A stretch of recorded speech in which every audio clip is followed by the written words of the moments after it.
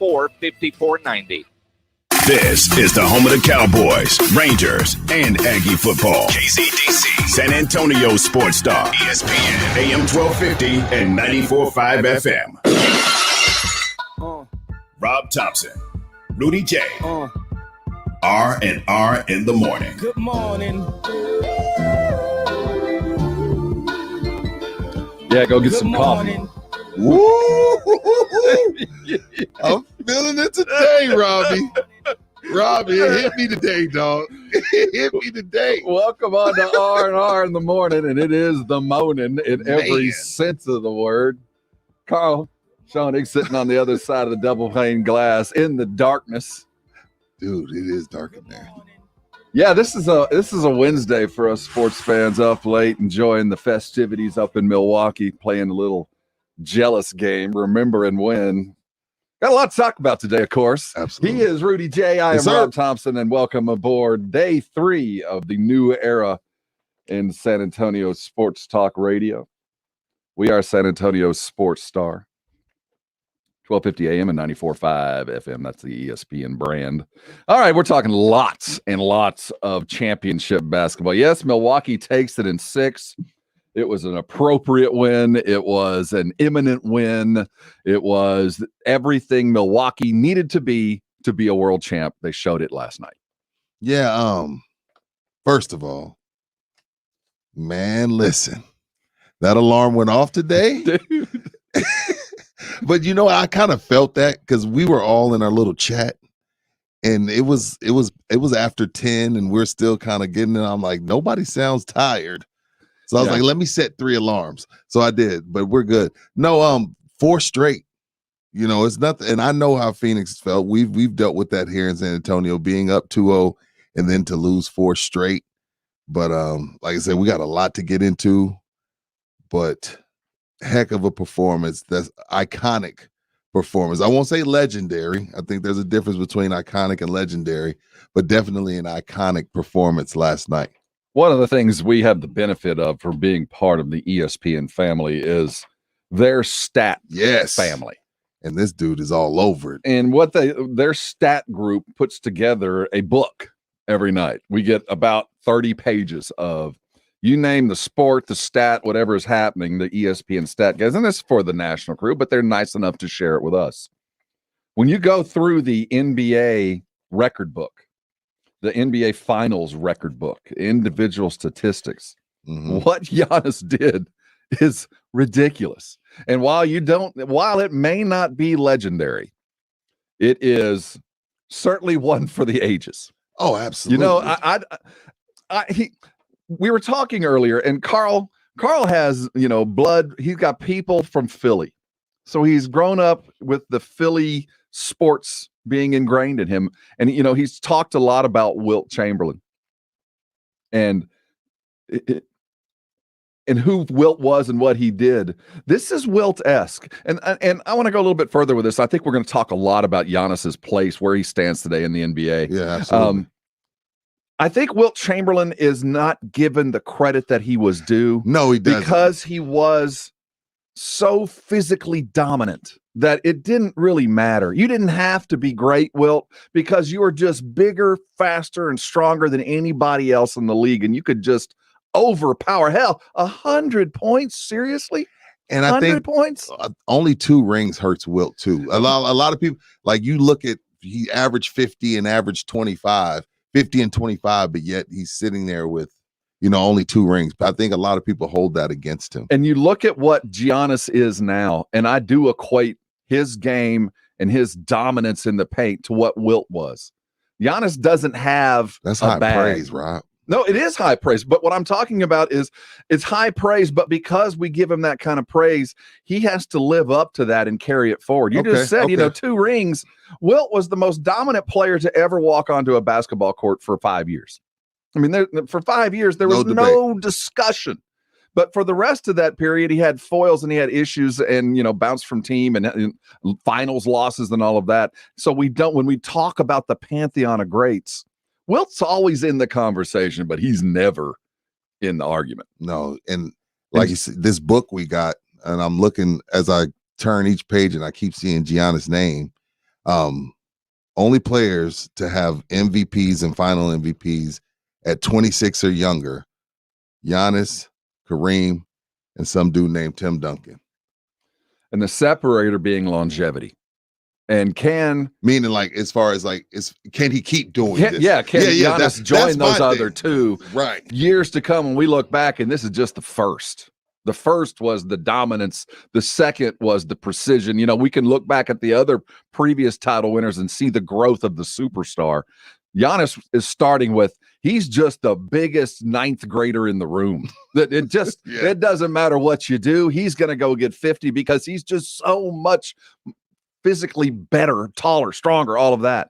Now he's going to have to live up to it. And I'm afraid if he doesn't, he'll fall into the category of the legendary wilt, this mythological thing that really everybody talks about, but really doesn't consider part of the greats because they didn't have the longevity and they didn't really have a thing.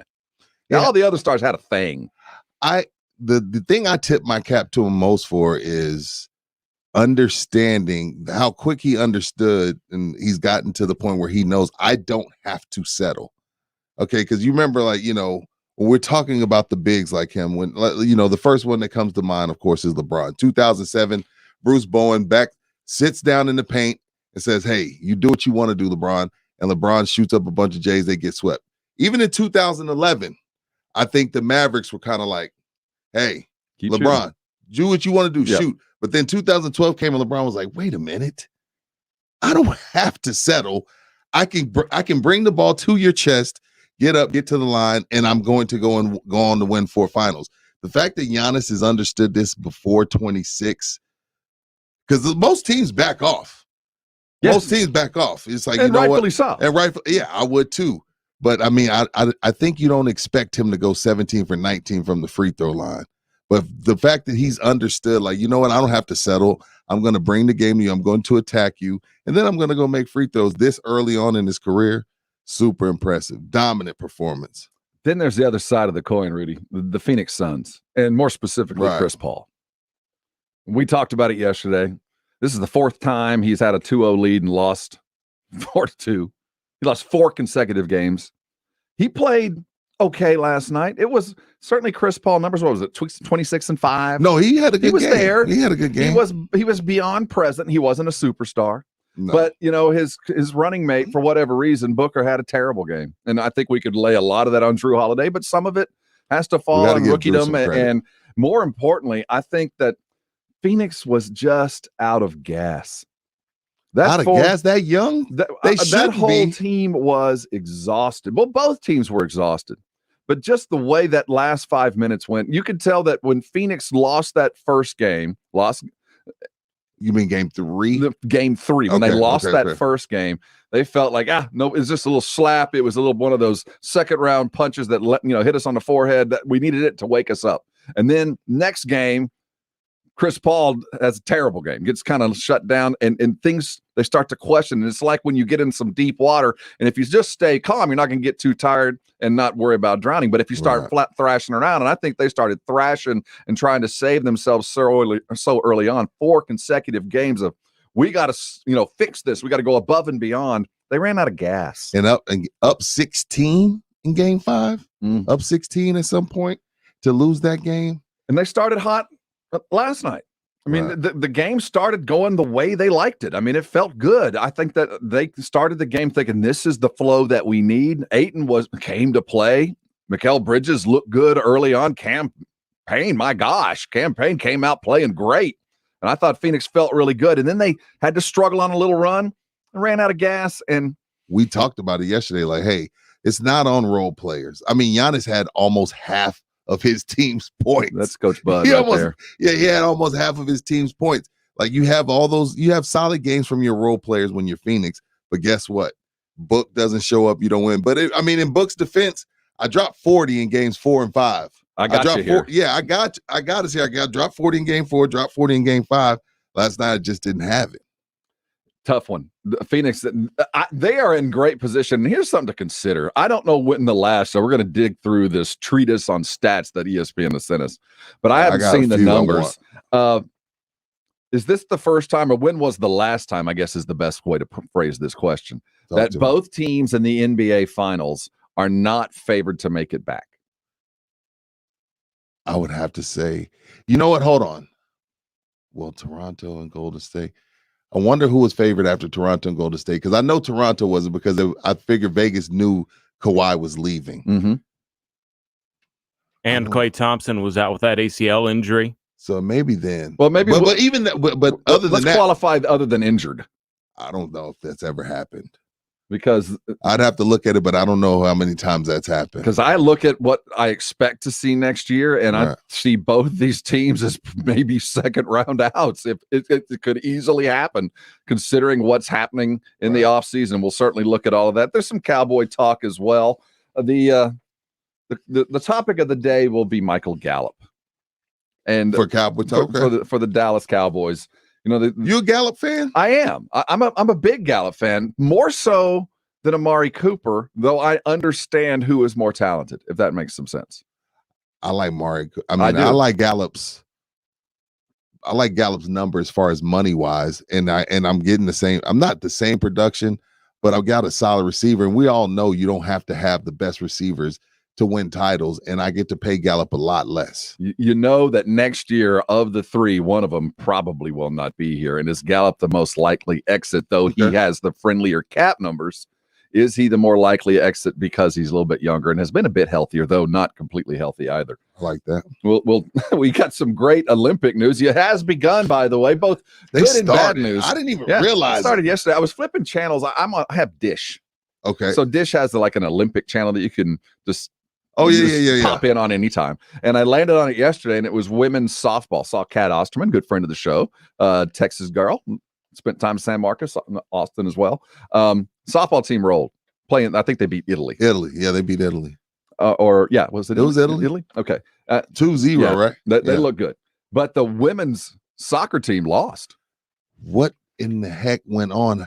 First of all, it's 3-0, and 3-0 in soccer is a 40-point loss in basketball to Sweden. And I think the Swedes were that was their last loss in 2000. Yeah, the Swedes are good. I mean, the last time we lost, it was to Sweden. I think it was like 2016. I don't remember. But 3-0? Because we're setting a dream team. This is the women's soccer team. This is as good as it's been over the last 2 years. I'm sure they're celebrating in Sweden right now. Ooh. Megan Rapinoe making those Subway commercials, losing some focus.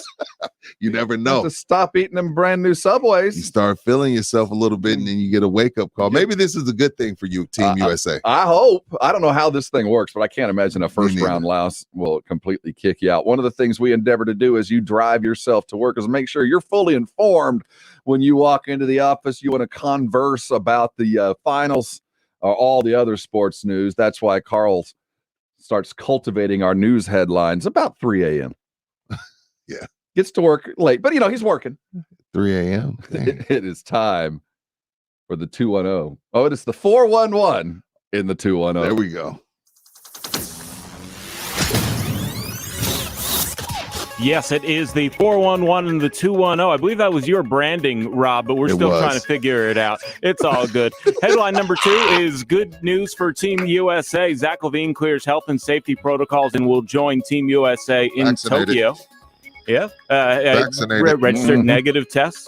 Headline number 1, no Premier League for the United States. Arsenal cancels their tours. They were going to come over here to the United States and play some games, but COVID heating up, I guess they're not going to be coming over. So the diehard soccer fans are going to miss out on that one.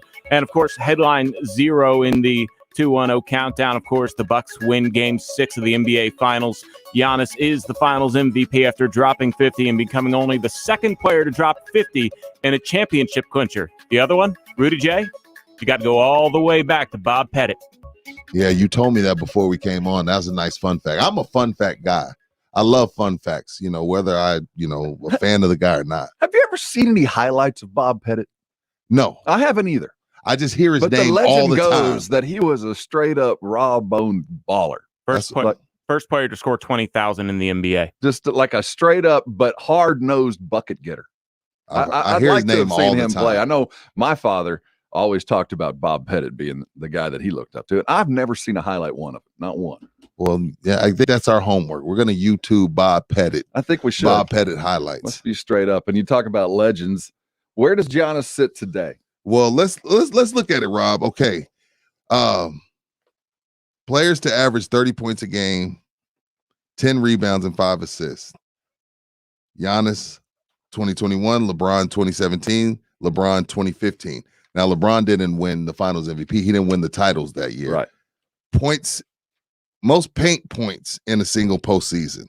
Shaq 98, Shaq 2000, Giannis 2021, Shaq 2001.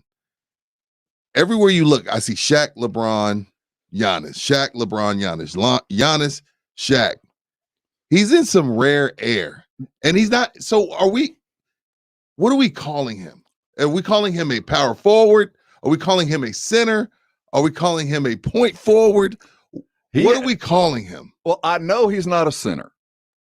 I can. Only reason I'm saying that because we keep talking about Shaq. I agree. Okay.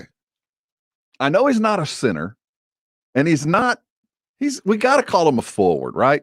That's. I mean, if we're just yes, a small forward. We have to. What are we calling Durant? How do you classify Kevin Durant? I have Durant as a small forward. Okay, so I think we can. No matter what he does on the court, because he does 5 things on the court. I mean, he does bring it up.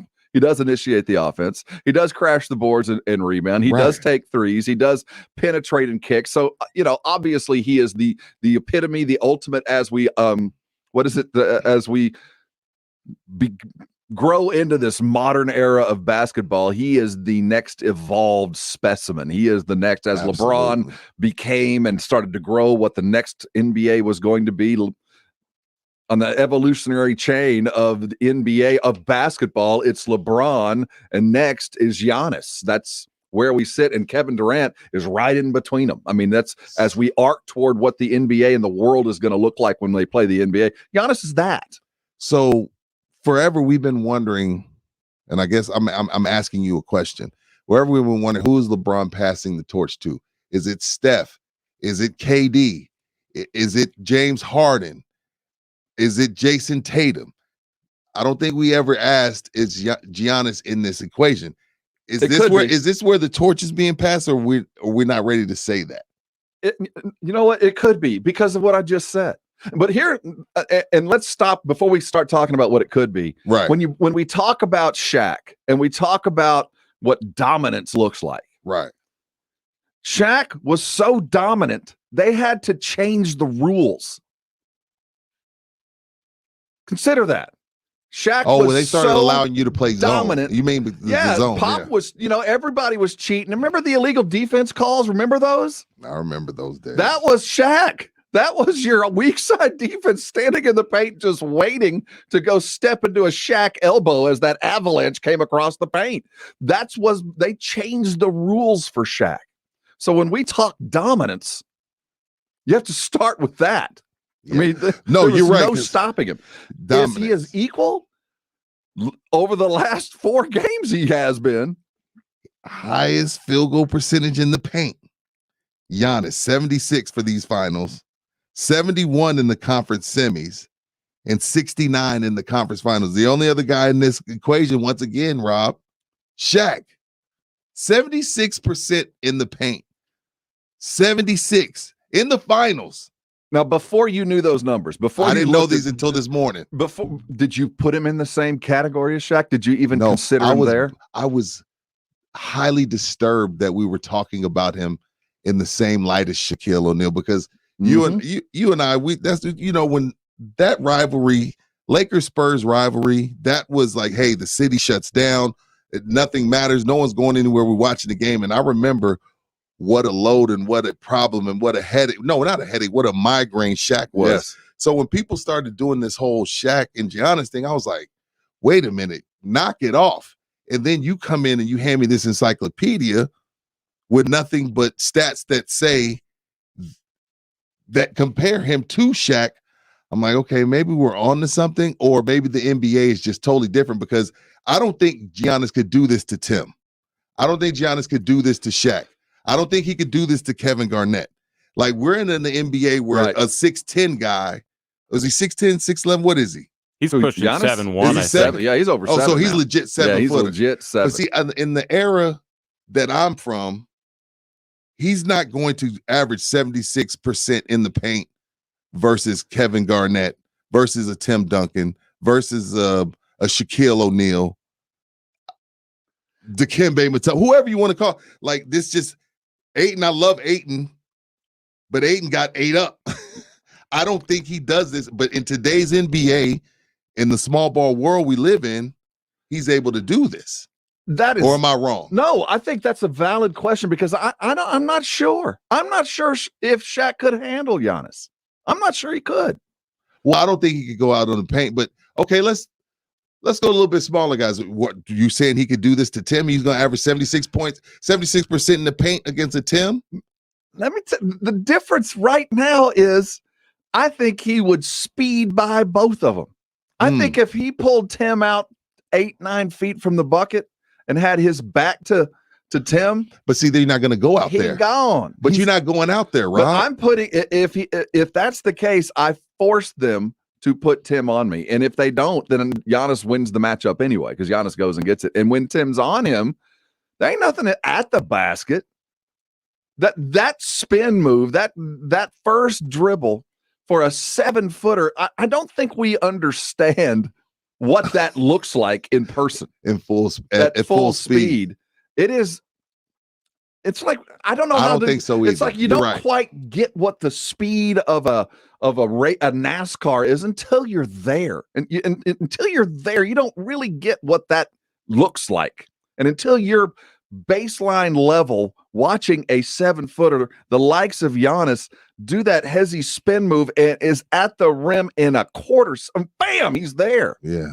I'm not sure who defends that at that size without doubles and triples. I don't think individually anybody could handle Giannis, especially, well, I shouldn't say anybody, because here's my thing with Giannis. He doesn't have a bag. He doesn't have a thing that when he's defended, I go to this. And I do this, and it can't be stopped. I've done everything I can. Then lots of other guys have that bag, that next move, that move that saves them, that they know to go to. And he doesn't have that. And I think that at the end of the day is why I haven't given him the credit he's due. I haven't given him his credit either. Only person that's given him his credit is shown it. 656-3776, 656 ESPN. Where do you put Giannis now? Is it only hype? Are we living in the moment? Because 50-14 ain't hype. No, it's not hype. 50-14 is not hype. Here's one of the things I as we've gone through this, I remember a run much like this. And when I say his name, everybody's going to go, "Oh yeah, man, he deserves the conversation." Ooh. I remember Olajuwon had a run like this, where he just looked unstoppable. Like this was the next step in the evolution of the game. This post that could move and flow. And while we always will consider him one of the greats, he's at the bottom of that list. And I don't think Olajuwon gets his flowers. He does. No, he doesn't. He doesn't. But we have to be very careful that we don't put Giannis in that same kind of area and forget, because when Akeem was Akeem, the dream was the dream. That was it. And everybody was talking, well, what do we do now? Yeah. What are we going to do to stop this? And it very quickly went away. What did Giannis do last night for the whole narrative that you have to go and play with another superstar? Because his next best player is either Drew Holiday or Chris Middleton, which neither guy is a superstar. Or are we just going to be like, hey, you know what? The Nets didn't have their guys. Are we doing that? Or did Giannis put to bed that you need another superstar or two? That is a great question. I don't know. Did we put that to bed? I don't think so. I think it's a placeholder. I think this is a show me year because we didn't have a superstar there to prove it. You know, because he didn't have to beat a Clay and Steph team. He didn't have to beat a LeBron and Davis AD. Team. He didn't have to. Well, he did beat a Kevin Durant and kind of a James Harden team, but we know that's not the case. No, you know what, you brought up AD. AD can't play with Giannis. Absolutely, he could. I'd like to find out. I can tell you that. I'd like to see what I could do with the two, but they would be sharing a lot of the space. It would be an interesting look. Because I think AD, if you told him, look, man, congratulations, you are a 5 in the truest sense of the word. You don't have to go out until we tell you to hang out there. You're going to live in the paint. I'm not sure he'd like it, but he would be better at it. Okay. Let's go to the Kielbasa Bacon phone lines. Who do we got, Carl? Oh, no, Mike. I believe I heard his name was Calvin. Let's go ahead and throw him on. Calvin? I think that was your name. We believe we heard it. Calvin, welcome on R&R in the morning, man. Good morning, guys. I'd like to comment on Giannis. I mean, first, I'd like to say, nothing but respect for what he did. Right. I feel like you're about to body slam him. No, I'm just going to put him in a headlock. But yesterday's NBA is not played the same. It's outside in now. It's not inside out anymore. So if you think about that, one-on-one, yesterday's NBA wouldn't be able to stop him. He's just another one of those players you can say that about. But think about the way yesterday's NBA played defense. It was 2-1-2, traditional zone. He would not have been able to do that against a combination of yesterday's players, not just one. Just think about the help. Completely agree. Think about the lane being more open in addition to the small ball. You got 6'8" centers now. Giannis is legit 7 feet. You got the game spread out because of the likes of, even though we say Steph Curry, it was first Gilbert Arenas who was doing what Steph Curry was doing before Steph Curry. Then it transitioned to Steph Curry. Now it's 30-footers. Now it's 7-footers shooting 3-pointers. And if it was in yesterday's NBA, in my opinion, Giannis would have been forced to shoot more jump shots. And we know his jump shot is not consistent. Agree. So, in my opinion, again, I think he's a hybrid version of Dominique Wilkins in a small ball NBA. Which ain't a bad thing, but I do think when you great call, by the way, man. That's a story in there. I think that he's better than Dominique. Me. Yeah, I love, man, of the era. I love me some Dominique, but I'm not going to take. You know what? I let me apologize to Bucks fans and the freak. I don't know. True, man. I'm with you. I know where you're going. I'm there. like, why did I even go there? Right. Why did I even go there? Like, oh well, what could he do against them? Instead of just being like, hey, that was great what you did. I got in my rocking chair because I'm tired.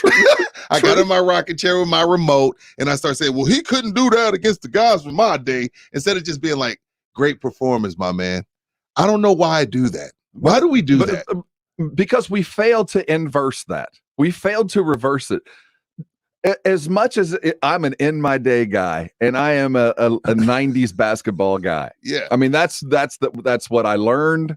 You know, I learned the game from the 70s into the 80s and taught it in the 90s. That's where my knowledge stopped, quite frankly, other than everything else. Right. Those guys couldn't do this.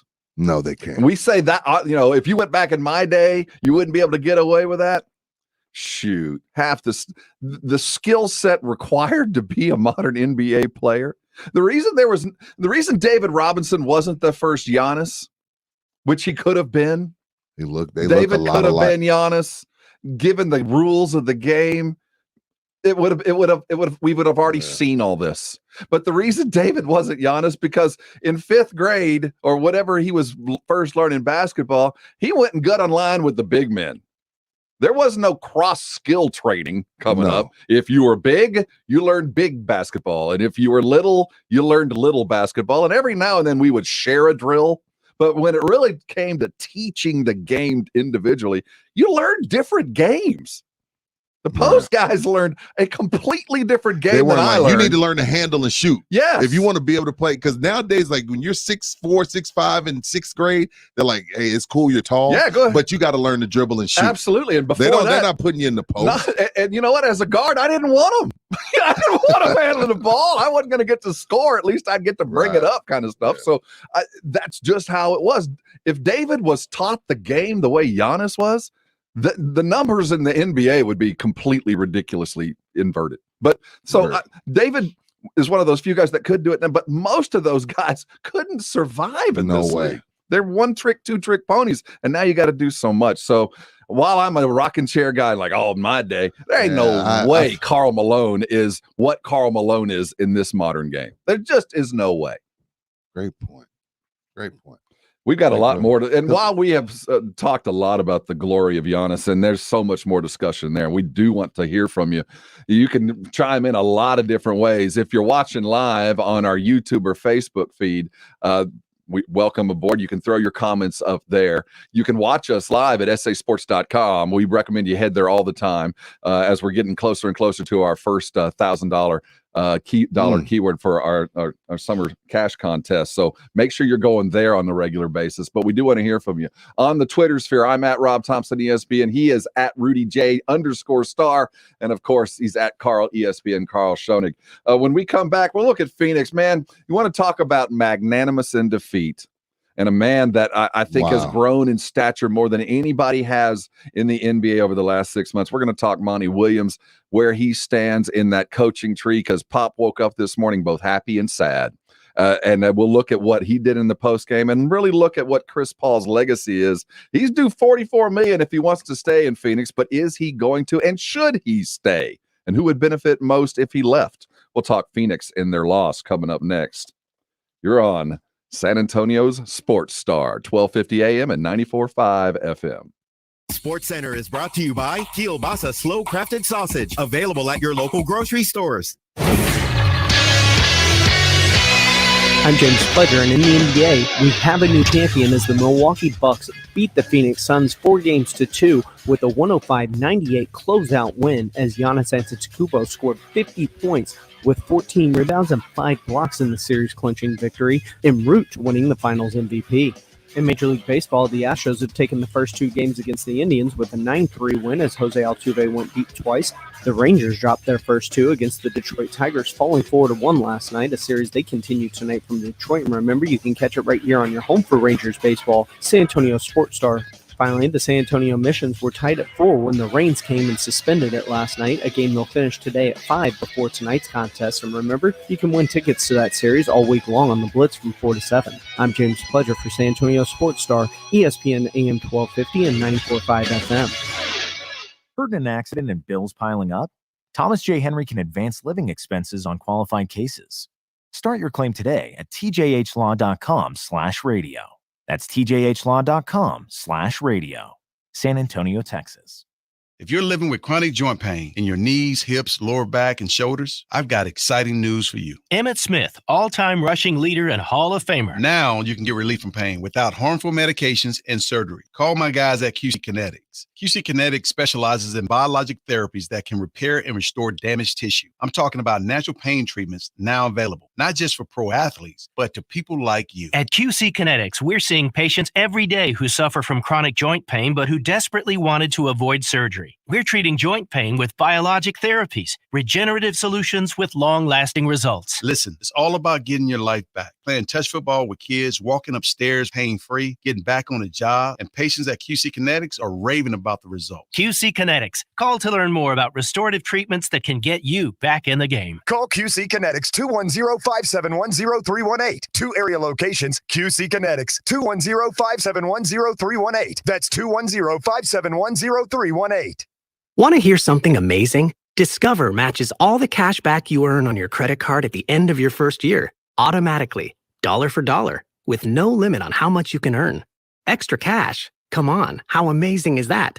In fact, it's even more amazing when you realize all the places where Discover is accepted. 99% of places in the U.S. that take credit cards. So when it comes to Discover, get used to hearing yes more often. Learn more at discover.com/yes. 2021 Nielsen Report. Limitations apply. For the ones standing guard. For the eagle-eyed. For the knights in shining armor. And for all those who support them. We are Grainger, your experienced safety partner, offering supplies and solutions for every industry, committed to helping keep your facilities safe and your people safer. Call, click Grainger.com/safety, or just stop by. Grainger, for the ones who get it done. At CDW, we get the people who need to sign here aren't always here. Tell me about it. I'm always chasing down signatures. I go through pens and shoes like chewing gum. Sounds like you need Adobe Sign orchestrated by CDW to securely automate e-signatures and workflows across devices from anywhere. Integrating with existing tools, Sign can save your organization time, money, and miles. Thank goodness. I can finally take these shoes off. No. Back on. IT orchestration by CDW. People who get it. Find out more at cdw.com/Adobe Sign. Research shows that people remember radio ads with repetition. So to help you remember that Liberty Mutual Insurance Company customizes your home insurance so you only pay for what you need, here's a repetitive ad. Okay. Research shows that people remember radio ads with repetition, so to help you remember that Liberty Mutual Insurance Company customizes your home insurance so you only pay for what you need, here's a repetitive ad. Only pay for what you need at libertymutual.com. Liberty, liberty, liberty, liberty. Listen to this station anytime, anywhere on Odyssey. Odyssey is your new audio home for all the music, news, sports, and podcasts that matter to you. Odyssey. That's AUDACY. Hi, Tom Bodette for Motel 6, leaving the light on for families back on the road. Kids in suitcases jammed in the back, earbuds tangled in the dog, heading to see Aunt Jasmine and her rock garden. Admit it, you missed this. And Motel 6 has been missing you. With our clean, comfortable rooms and great low rates, we've been giving families on the move the perfect roadside rest for almost as long as Aunt Jasmine's been putting rocks in her yard. I'm Tom Bodette for Motel 6, and we'll leave the light on for you. Okay, ladies, we all know one of the greatest feelings in the world when you get together with a friend and she says, "Girl, those pants look amazing on you." But even though I'm happy dancing inside, I just play it cool and say, "Thanks, they're Skechers Go Walk Wear pants." And why do I always get compliments on these casual, athletic, stretchy pants? Because whether I'm hanging with friends or working out, nothing beats the fit, comfort, and versatility of Skechers Go Walk Wear. They're made with comfortable Go-Flex fabric that has compression and hold, including a double compression waistband. What's that mean? It gives me curves in all the right places and minimizes the spots where I want a little help. And the versatility is incredible. Go Walk Wear pants have 4 pockets, 2 back and 2 side. Plus, they're machine washable and come in extended sizes, so everyone can look great in these pants. Easy care, easy wear, and made to fit every body. That's the Skechers Go Walk Wear line of pants. Find yours at Skechers.com, a Skechers store, and find retailers everywhere. Hey Alexa, skip to Friday. Tell me in your robot voice how this is scientifically possible. San Antonio Sports Star, ESPN AM 1250 and 94.5 FM.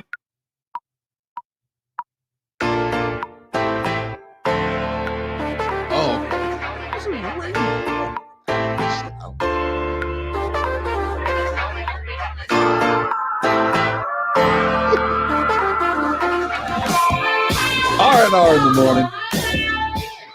Help you ease toward your place of business. He's Rudy J. I'm Rob Thompson. Sir. Jason Minix will have the blitz for you this afternoon. It's Wednesday. Maddie Sky of MySA will join him. Catch up with all. Oh, by the way, tomorrow, Slackers Sports and Arcade. Yeah. Bar. I'm gonna come up there and hang out. Yes, we are going to be out there. Big party going on at Slackers Sports and Arcade Bar. It's a birthday party and a grand opening party kind of for us as well. Be out at the Slackers. We're going to be at the medical center location. Jason Minix will be broadcasting live. Is it North? I think it's the North Star. I think it's North Star. Sorry, Pretty sure it's North Star. Check that. Pretty sure because this is off the top of my head. And as I told Carl Schoenig when he started producing me, I am Ron Burgundy.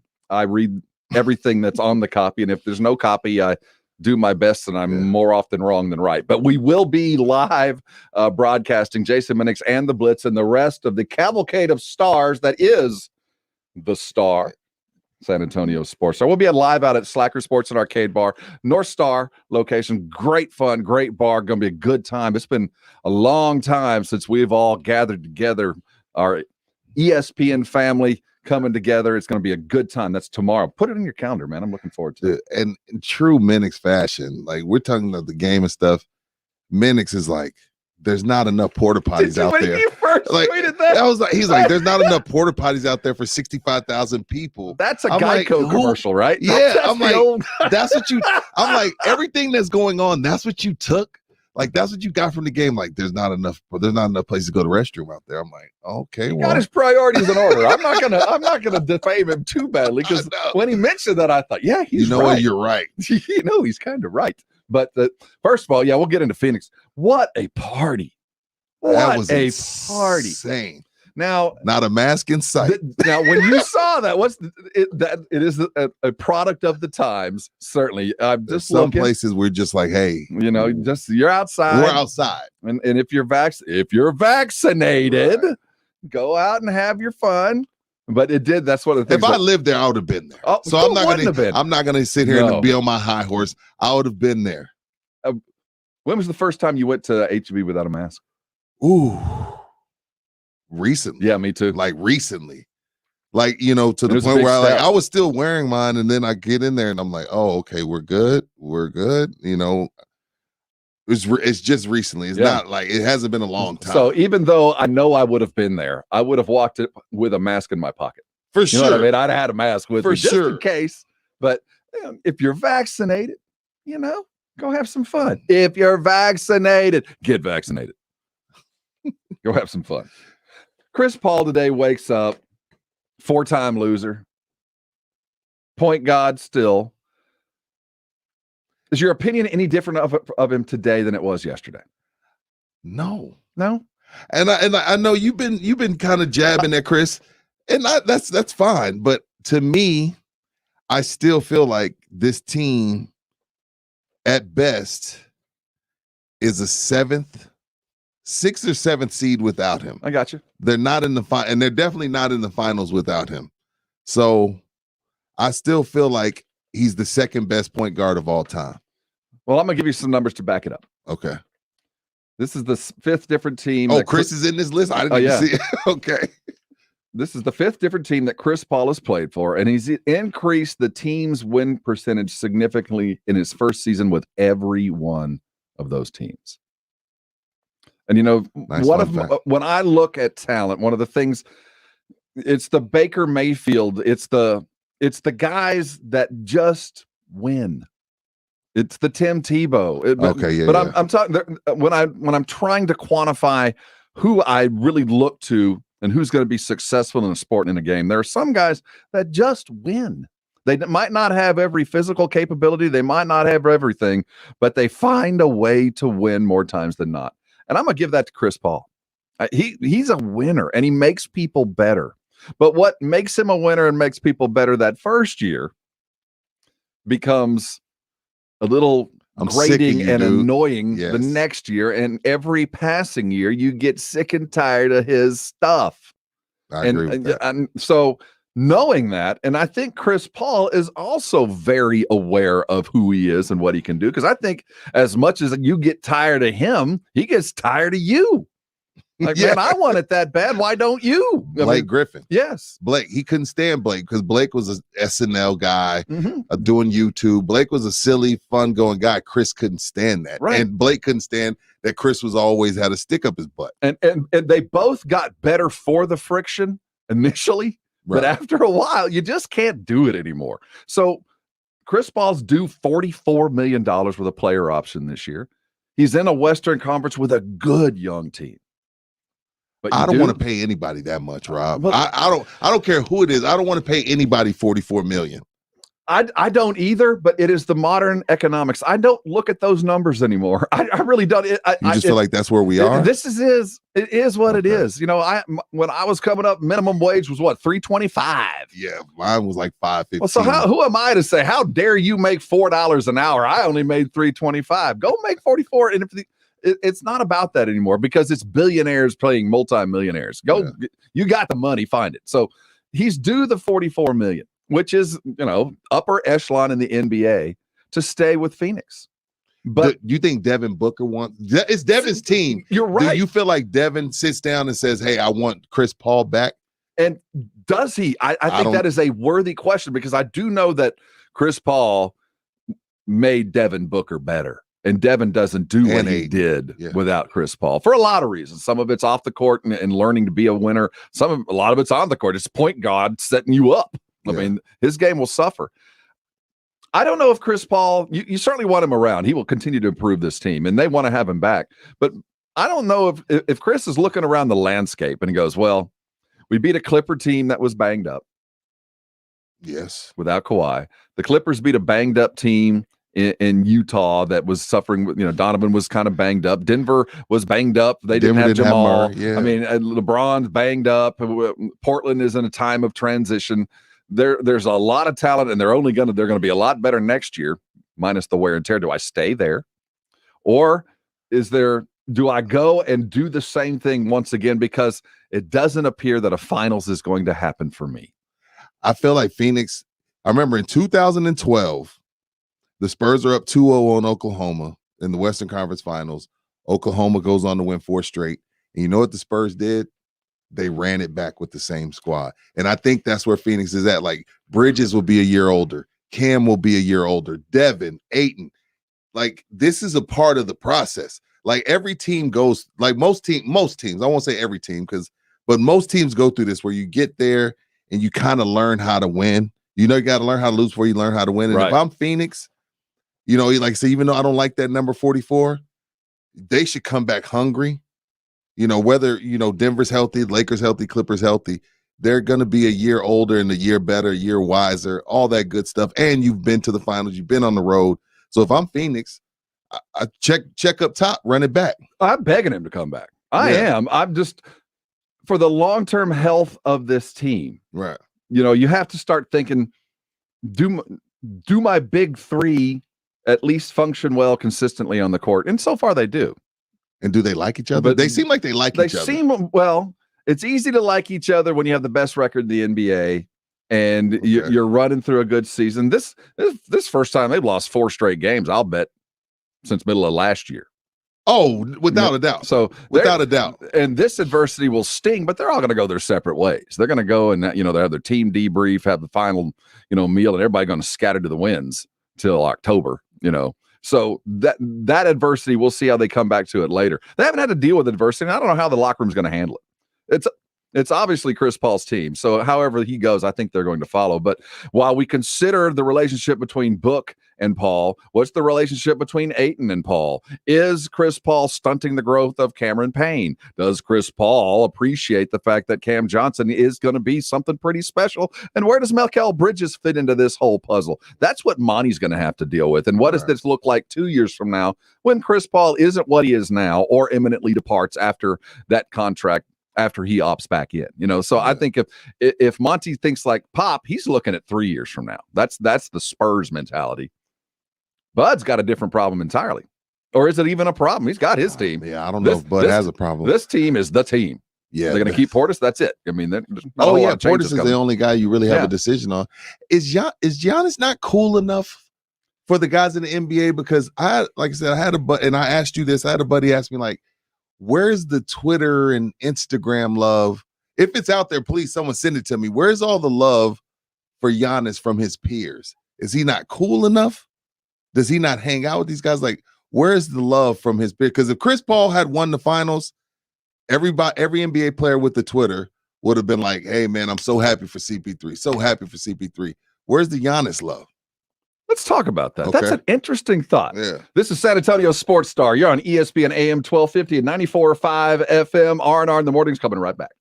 Score $1,000 in summer cash. Enter the winning keyword, Sticky, STICKY, Sticky, at sasportstar.com. Good luck from San Antonio Sports Star, ESPN 1250 and 94.5 FM. Welcome to Texas, where your backside will sizzle like bacon when you get in your car, unless you go to Mother's Window Tint, home of the Tint and Alarm Special, where you can also buy a new car stereo. Since 1984, Mother's Window Tint has tinted cars and trucks to keep them cooler and stop the sun from damaging their interiors. Texans like dark privacy window tint. Come to Mother's and get some. Legal and guaranteed a lifetime. Remember to protect yourself and your family. Buy an auto alarm today from Mother's. Starter kill, remote start, GPS locator, 24-hour live monitoring. Save $100 on the tint and alarm package of your choice. Austin and San Antonio stores. MothersWindowTint.com. Remember, do it at Mother's and save. This is Rob Thompson for Alamo Cycleplex. I need you to head over to their great location over in De Zavala and I-10. If you're looking for a new power sport toy, there is no place better than Alamo Cycleplex. 7 great brands under one roof. The likes of Honda and Kawasaki, Polaris, Suzuki, Yamaha, Vanderhall. You're looking for a slingshot. You're looking for 3 wheels, 2 wheels, 4-wheel fun. Can all be found at Alamo Cycleplex. Their service department is second to none. Their inventory is as deep as you'll find for any of the power sport places around Central and South Texas. You're looking for financing, they've got it. Clearance models, of course. If you're looking to move one of your bikes out of your garage and get a new one, call Alamo Cycleplex first. They will value your trade and give you the very best deal possible. Inventory, service, online, financing, it all can be found at alamocycleplex.com. The fun starts there. You need to head over to Alamo Cycleplex. The summer's here. You've earned the fun. Go get it. Alamo Cycleplex, De Zavala and I-10. Slacker Sports and Arcade Bar is celebrating 8 years, and we are going to party with them. Hi, Jason Minix here. Join me tomorrow for a live broadcast of the Blitz out at Slacker's North Star location. It's their 8th birthday party. It's our first live broadcast out on location in over a year. We are ready to get after it, and we've got a lot of great prizes to give away, including tickets to go to WWE Raw Live. So join us tomorrow, Slacker's North Star location, and party with us and the San Antonio Sports Star. At CDW, we get your employees need their data to go where they go. That's why we started tattooing company data right on them. Ow! Now they have permanent access. Ouch. Well, at CDW, we can transform your data center painlessly, on-prem and in the cloud, with a Dell technology solution so your data isn't just available, it's powerful. Whew. I was about to get these Q4 financials tattooed on my neck. Close call. For technology that moves you forward, trust Dell Technologies and IT orchestration by CDW. People who get it. Learn more at cdw.com/DellTech. Who doesn't want instant gratification? If you're looking for satisfaction, there's no need to wait. With Credit Karma Money, you could win cash reimbursements for debit purchases. And when you make a purchase between July 1st and July 23rd, you'll be automatically entered for a chance to win $1 million. Go to creditkarma.com/winmoney to sign up for free and have the chance to start winning instant karma. That's creditkarma.com/winmoney. Instant Karma is sponsored by Credit Karma. No purchase necessary. Exclusions and terms apply. See rules. Banking services provided by MVB Bank Incorporated. Member FDIC. Maximum balance and transfer limits apply. They're the players you know and the players you're going to know. Okay, we'll see what's about to happen. Get the latest NFL news, moves, and more from Dallas Cowboys training camp. San Antonio Sports Star, ESPN, AM 1250 and 94.5 FM. This is Carl Schoening on your home for Cowboys football, San Antonio's Sports Star, ESPN 1250 and 94.5 FM.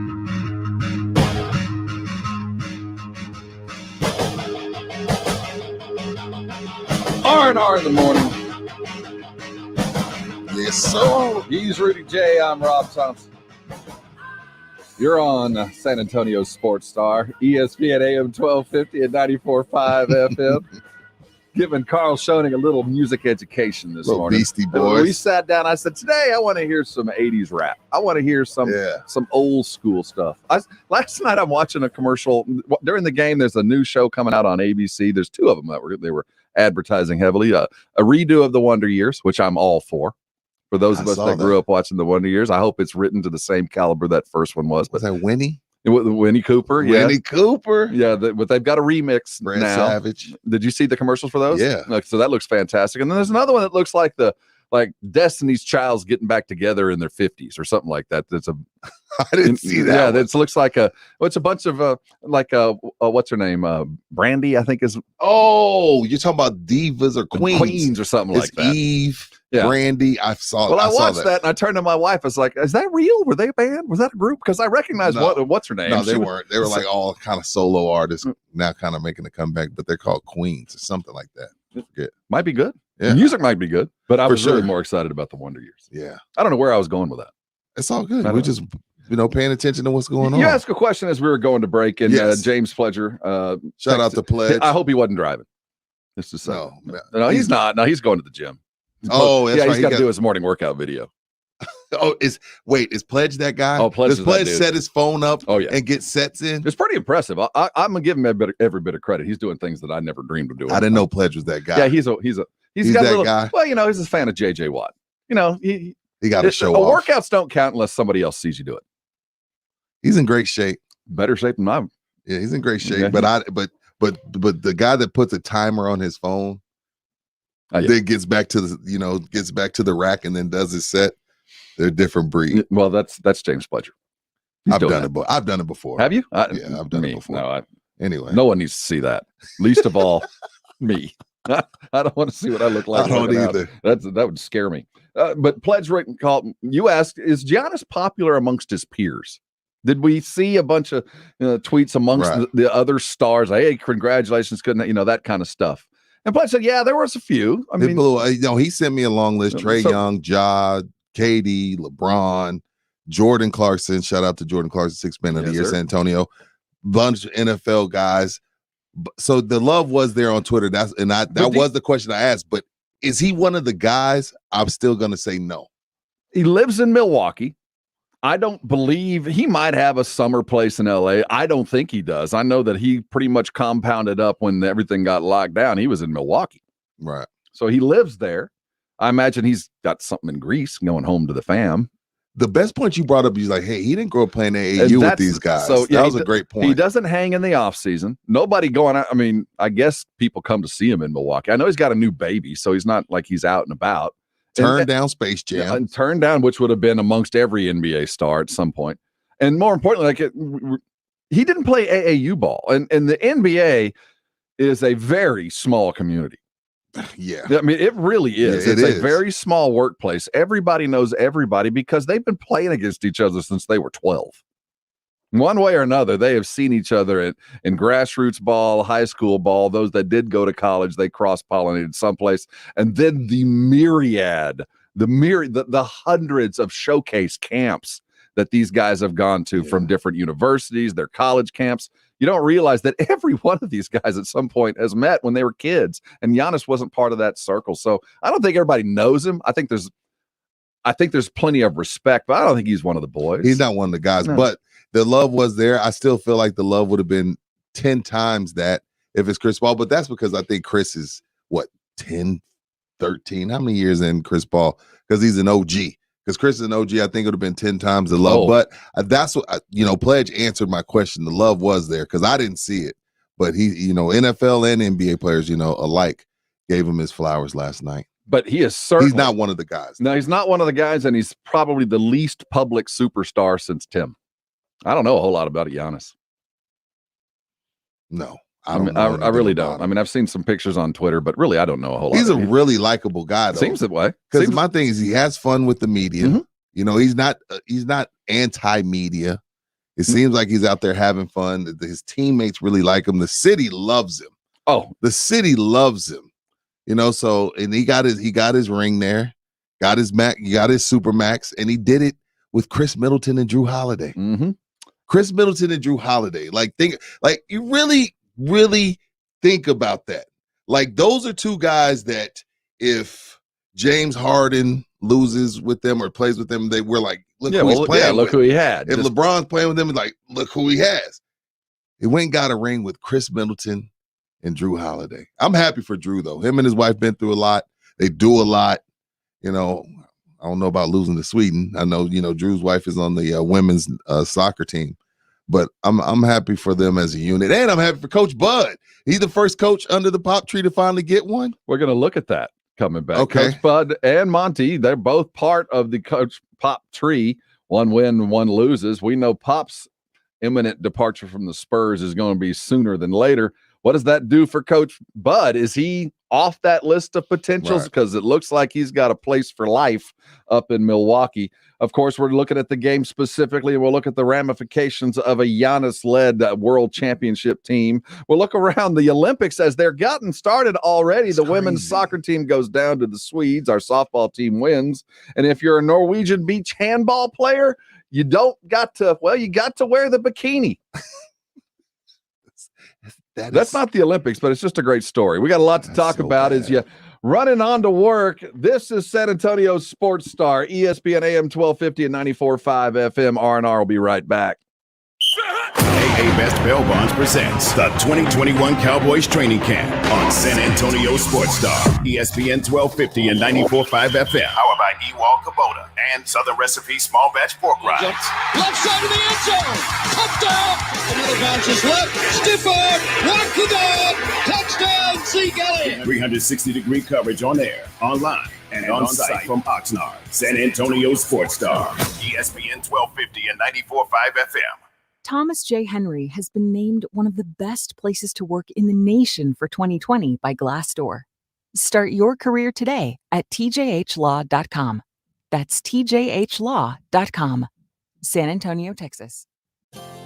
Hi, everyone. Michael Kielbasa with Kielbasa Smoked Meats here. When you bring a package of our smoked sausage home, keep it simple. It's handcrafted in small batches and fully cooked, so you can just heat it up and enjoy. My favorite way to eat it is on a bun with mustard or wrapped in a tortilla. Try some from a store near you today, and if it's not the best you've ever tasted, I'll give you your money back. Guaranteed. Find Kielbasa at a store near you today. Joel, I've come up with the greatest quarter moon marketing idea. It helps people multitask wherever they work. I'm sure it's epic. Hear me out, my supersized, sarcastic superior. I call it the quarter moon office and shower. It's a hybrid home office, complete with 6 powerful shower heads, Wi-Fi, 3 monitors, a copier, and a commercial-grade coffee machine. Paper clips to clean in your pits. You can have it all.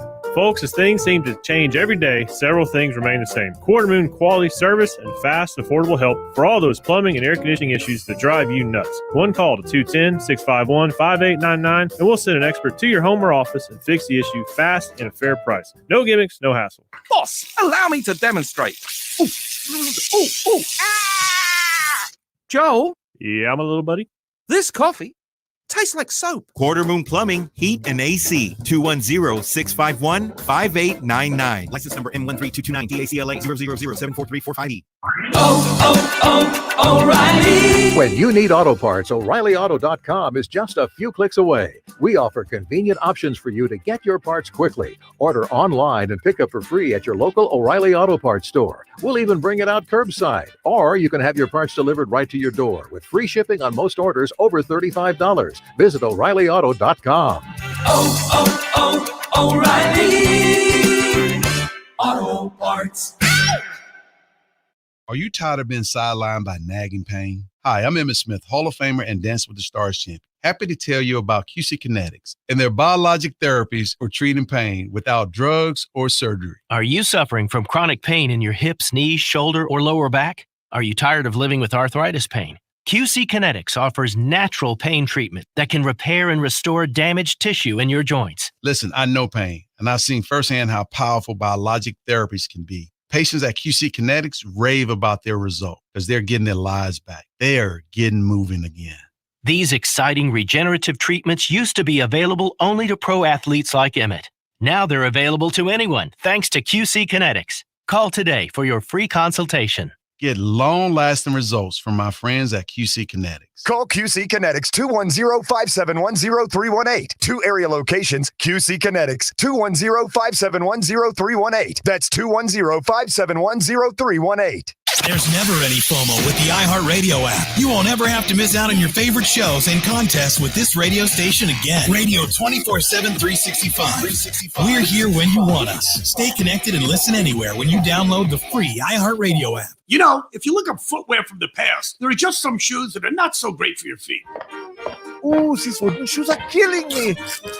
Oh, now a beaver's eating them? Shoe beaver! What a mess. Huh. Luckily, Skechers has made footwear history by designing astonishingly comfortable footwear that are good for your feet. Let's start with fit. Skechers are the fit specialists and have the perfect fit for virtually any foot shape. Skechers has wide fit, relaxed fit, stretch fit, and arch fit with podiatrist-certified arch support. Skechers teamed up with podiatrists using over 20 years of data to make arch fit, and feet worldwide are benefiting from the comfort and support. Plus, Skechers, the comfort technology company, have innovations like air-cooled memory foam, durable Goodyear rubber, and hyperburst cushioning. These promote comfort and offer incredible protection from the impact of everyday walking and running. And Skechers doesn't just care about your feet, your budget is important too. Skechers are an incredible value, plus most are machine washable and many styles are vegan. Look, you only get 2 feet, so you better take care of them in Skechers. Skechers, a fit to be tried. Find your next pair at a Skechers store, Skechers.com, or wherever stylish footwear is sold. Get in the zone, AutoZone.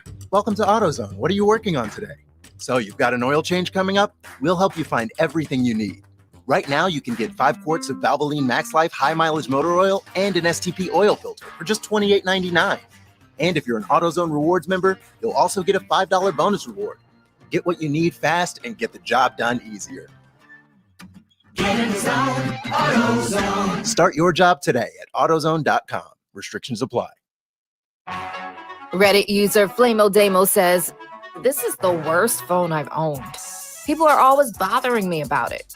I'm scared just to use my phone in public as a random someone may just give me a stupid grin or whisper to their friends. I cannot stand the fact that I just can't relate to normal phones anymore." Are you ready for this life? Find out at Samsung.com/reserve. That's Samsung.com/reserve. The home of the Rangers. This is Rangers Radio on KCDC. San Antonio Sports Star. ESPN AM 1250 and 94.5 FM. Rob Thompson. Rudy J. R&R in the morning. Good morning. Good morning. It is R&R in the morning. He's Rudy J. I'm Rob In Thompson. the morning. Carl Sony in the darkness on the other side of the double pane glass. Yeah, today, Wednesday, this is day 3 of San Antonio Sports Star, and the alarm went off a little early this morning. We started the first 2 shows. There wasn't a whole lot of reason to stay up late. And, the first day you're running on adrenaline, but for all of us that have not had to use an alarm clock in several years, it's been a long time. It's kind of, think of us having, say, a decades-long summer. Easy. Easy. So for us, it's the first day of school, first week of school. And the day 1, you're excited, got your new clothes, go meet the teachers, see who's sitting next to you. Day 2, you saw somebody or someone you're going to zero in on for whatever reason. Day 3, the alarm goes off and you're like, woof, that's today. But we're going to get you all the way to work. Don't mind them brake lights. We'll get you there. Talking, of course, a whole bunch of finals, and it won't be any fun unless you're involved. Our Kielbasa Bacon phone lines are 656-3776, 656-ESPN. The Twitter spheres are popping, and we welcome you aboard. I'm at Rob Thompson, ESPN. He's at Rudy J _star, and Carl's at Carl ESPN. Reach out and feel and touch with us, so you can check us live on our Facebook feed. You can talk with us there as well. We look forward to speaking with you on a fine Wednesday morning. So we got a new champ. It's it was a phenomenal. I cannot wait to see what the ratings were last night. I don't think they're going to reflect the quality of basketball that we've had an opportunity to watch. And as the Bucks won, all I could think was, what a great playoffs we had. When you really look at it, there was some overtimes. I think the one that comes to mind most is the 26-point comeback. The Clippers, was it Man who went crazy? Yes. Their season's on the brink, and they come back and they win that game. So I could think of quite a few games actually that come to mind, but that one stands out. They were down like 26. It was the perfect mix of the stars we know and are accustomed to, and the storylines and the long arc of great careers. But we had the separator in the finals where it wasn't the stars. There wasn't a plot line that needed to be fed for 5 years. The only ongoing long story was the long chase by Chris Paul. Yeah. The rest of it is all new. We're writing new stories. It's the first chapter of the Milwaukee Bucks defense. It's the beginning, the epilogue for the Phoenix Suns story. It'll be told with Chris Paul or without, but certainly they seem to have a big 3 in the offing for years to come. Before we get into it, real quick, did you know the backstory between Chris Paul and the referee Foster? No, I don't like doing the referee thing. I'm against it. But when you told me what you told me during the break, it was eye-opening. So I had no idea that he had this type of streak with Scott Foster's on the court. We've talked about the relationship between Chris Paul and Scott Foster before, but really it went back to the Houston Rocket days. He had an issue with him. There were a couple of problems, and Chris Paul has on more than one occasion gotten into it with Scott Foster. But here's a number that just is shocking. It is. Chris Paul has lost 12 playoff games when Foster was on the officiating crew. The one time Chris Paul's team won a playoff game that Scott Foster officiated was this year when Chris Paul sat out of the Western Conference Finals due to COVID related in the alley-oop game. Yeah. Foster called that game, but Chris Paul wasn't there, and the Suns actually won. 12 straight games. Now, I don't... Is there something to it on you? Or what are we getting at? Well, it goes so deep. But Chris, this goes way back. This is a tweet from September 2nd of last year. Okay. Thunder guard, this is when he was with Oklahoma City, and this is a Marcus Spears tweet. Thunder guard Chris Paul says referee Scott Foster made a point to tell him before Game 7 of the loss to the Thunder that he also reffed his Game 7 loss to the Spurs in 2008 when Chris Paul was with the Hornets. So even Foster knows, like, dude, when I call your games, you lose. I don't think there is an intent from Foster to foul Chris Paul out. But I do think, and this was part of the conversation that we had last night, Rudy, when we were going back and forth on the foul calls. And it was a point of contention in the fourth quarter where it seemed a little lopsided. It was inconsistent. It did. It seemed a little odd that Milwaukee was going to the line and Phoenix was not, and what appeared to be a couple of pretty good fouls. But I think the way Scott Foster refs is how this plays into it. It's not because of Chris Paul, it's because of the way Chris Paul and his teams play. Chris Paul begs for fouls. He plays a game to get to the free throw line. He does the sweep. He does the James Harden-esque moves to draw the foul, and then he accentuates that. He flops. And referees, they see it. They know when you're flopping, and sometimes you get the call because it was a true foul. Sometimes you don't. And if they know you're a flopper, sometimes they're hesitant on that whistle. And I think Devin Booker fell into that last night. He was also begging for fouls. He was leaning in and hesitating and trying to get that whistle when it really wasn't part of the flow of the game. And I think that's the problem, that Scott Foster does not give you those flops. So it appears like you're not getting the calls when, in fact, you might not have been really fouled, but you were trying to draw attention to what would have been a minor glance. When you're Devin, I think the thing that had Devin the most frustrated is Giannis shoots 19. So when you're Chris Paul and you're Devin Booker, you're like, look, he's the star of his team. Fine. This 19 free throws for him is cool, but let me have the same respect on the other eye. But if you pay attention to the NBA refs are going to lean toward the team that's being the aggressor. Always. If you're being aggressive and you're attacking the basket, that's who they're going to get most of the calls. That's just the way of the NBA. And I think with Chris Paul and with Devin Booker, it was kind of like fade away, like, trying to draw contact. He got me. Even though I missed. Coming down your throat, putting them big old shoulders into your body and kind of putting you in a position where you have no choice but to call foul. And then let's be clear. If he's not making his free throws, it's not a discussion. Right. The discussion is, well, gosh, this guy can't shoot free throws, but we're not talking about a disparity in free throws. We're like, if he's missing them, Devin Booker, Chris Paul, Monty Williams is happy. Like, hey, let's keep sending him. But when he goes 17 of 19, which the rest of the NBA better hope this isn't the trend. Because if this is the trend, if this somehow the light bulb went off and this continues into next season to where he's going to shoot it at this clip, it could be ugly. It could be, and I mean ugly in a good way for Giannis.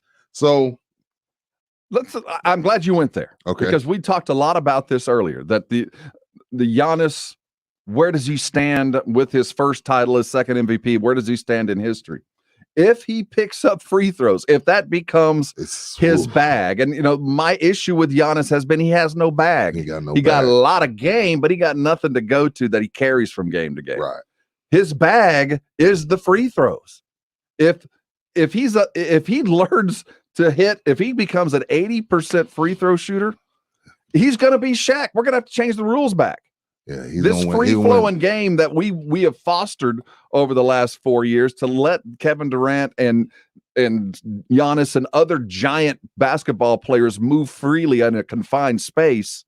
If Giannis can capitalize on the fouls that are being called because they're allowing free-flowing movement, he is literally a 45-point-a-night player, and they're going to have to change the game. They're going to have to change the rules just like they did for Shaq. So if this is going the way you think it, and you're saying if He hits free throws on the regular. Nothing That you is could do. every coach's nightmare. You can't stop him. He might be headed toward that rarefied era of he is so damn good, we got to change the rules. We got the teams, don't we? I'll ask you after we get the teams. I got a question for you about the Bucks in general, but I forgot we got the teams. Let's get you I'm caught learning up. The clock. Let's get you caught up as we head toward work. We want to make sure you're fully informed. It is time for Carl's Countdown. So happy. I am too. Me too. We don't know what the headlines are. It's the 411 and the 210, Rob. Oh, sorry. Yeah. Carl's Countdown is at halftime. That's right. We do No. that too. Again, I branded it and I forgot it. But hey, it's the 210 and the 410. Yeah. Or 411. I still give you your top 3 headlines Let's do today. it. The headlines that San Antonio needs to know in a 210 countdown in the Countdown City. Team USA's roster is complete for the Tokyo Olympics, as we've already seen day 1 action yesterday. Day 2 comes up today. California comes in with the most Olympians produced per state. Second is Florida with 56, as California had 126, by the way. And the great state of Texas, number 3 with 32, and the over 600 member of the American Olympic squad that we have there. So nice to see Texas up there. Headline number 1, Nick Saban assumes that his starting quarterback, Bryce Young, is approaching $1 million in endorsement deals. And it must be nice being QB1 at Alabama. And, of course, headline 0, the Bucks win Game 6 of the NBA Finals. Giannis becomes the second player in NBA history, Rudy J, to have multiple MVPs, a championship, and Defensive Player of the Year. Number 1 in that list, Michael Jordan. I feel attacked. Like, you couldn't just wait. Like, first of all, why is my name in the countdown? I feel attacked, Carl. Is that what we're doing? We're attacking people in the countdown? You're the one who wanted to wake up to Giannis. You were saying that in the first hour. You're saying you went through those ESPN stats. That's another one. You're not being attacked. He's attacking me, Rob. This is what's going on. You're not being necessarily attacked individually. It is your age. Is that what it is? The youth coming at the aged. With the Giannis is already up there. He's already got the rising up the totem pole. He deserves to be on the Mount Rushmore today. Is already there. And there are numbers to the youthful. They see these numbers and go, well, he's on this list with Shaq, and he's on that list with Michael, and he's on this list with Tim, and he's doing things on a pace, the likes of which we haven't seen since Wilt. And you go, well, he must belong there. And I think that's the youthful exuberance that doesn't have the arc of time behind them. We look at it and go, yeah, that's good. You're gonna have to stack this though. Right. That's all I ask, because this is a perfect segue. This is what I wanted to ask you. The 2000 Lakers, the 2000 Spurs, the Bulls, the Heatles, the Warriors. Does this Bucks team, Rob, to you feel like one of those teams that can win 3 and 5 years? You see, that's what I'm saying. That's exactly. It doesn't feel like that to you, does it? Does it look like, you know what, this team is going to be a problem? There's nothing you could do with them. I'd be shocked if they don't go back to back. Would you feel comfortable saying that? No, I would. I think they're going to. It's the cotton is too tall, the weeds are too high. They haven't separated themselves. You know what I mean? Tall cotton. There's lots of great basketball players and teams out there. This was a good run in a weird year. I think as when we look back at 72 compressed games, they stayed remarkably healthy. They didn't, and normally the champions do. But this year, more than most, we had a war of attrition, stars falling right and left. So, yeah, they're going to have to stack this, and they're going to have to go against legitimate champions. To be the man, you got to beat the man. And they didn't beat the man. They beat a really good team. They beat the best regular season team in basketball. So they did enough to be considered in the conversation. But we need more. This has got to be a lot more than this. And that's what I'm saying. If he never wins another one, are you still comfortable saying he's the second best power forward of all time? Well, if he never wins another title. Well, let's look at his competition for that claim, if you will. Karl Malone, I think his first of all, you're calling him a power forward. I think he's a power forward. I don't know if he's a power forward. But whatever. Yeah. Go ahead. Okay, so you got him better than Kevin McHale? Yes. Because Larry Bird was the guy on those teams. Charles Barkley? Karl Malone and Charles Barkley never won a championship. Or back-to-back MVPs. Well, Malone might have won back-to-back MVPs. I don't know if you've ever heard of this dude, but he wore number 23. He's got about 6'6", went to North Carolina, named Michael Jeffrey Jordan. I don't know if you've ever heard of him. Yeah, he's the first guy to do what Giannis did. Yeah, he's a movie, The Space Jam. Jam. I've seen Space Jam 100 times. Rare Air or whatever. He kept a few people from winning titles, Carl. Who's the I mean, what are we talking about? First of all, I don't know if he's a power forward. I don't know if he's a power forward. I don't know. I don't know if he's a power forward. I guess that's my biggest beef is we're calling him a power forward, and I don't know if that's what he is. The positions were designed to there aren't any positions in this NBA. How the game works. Yeah, so it's for the actual beginners positions. We're in positionless basketball at this point. Don't go that far, Carl. Positions have meaning at this point. Even in this league, even in the modern.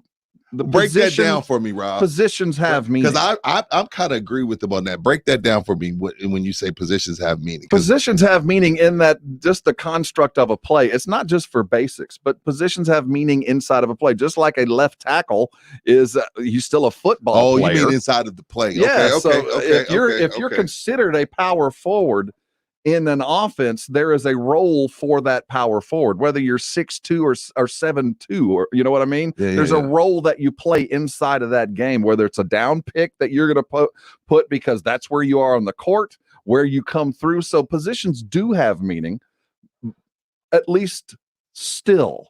I'm not sure we'll have this same conversation in the next 5 years. I think the meaning of positions is less and less every year. The positions at the NBA level don't matter. It's your skill set that matters. But there are still always going to be two. And I think we have to define, there's always going to be front court and there's always going to be backcourt specialists. Because we're always going to have the Steph Currys and we're always going to have the Trae Youngs. There's more of those coming. There's more of those guys that are shooting from the logos and hitting from the timeline. There's always going to be that outside game that's what they're going to be going from the outside in. But there's still going to be inside out players, front court and back court. Considering what is he, 25? Got fellas? 25, 26? Giannis, 26. Is that who you're starting your team with? Are you going with Luka?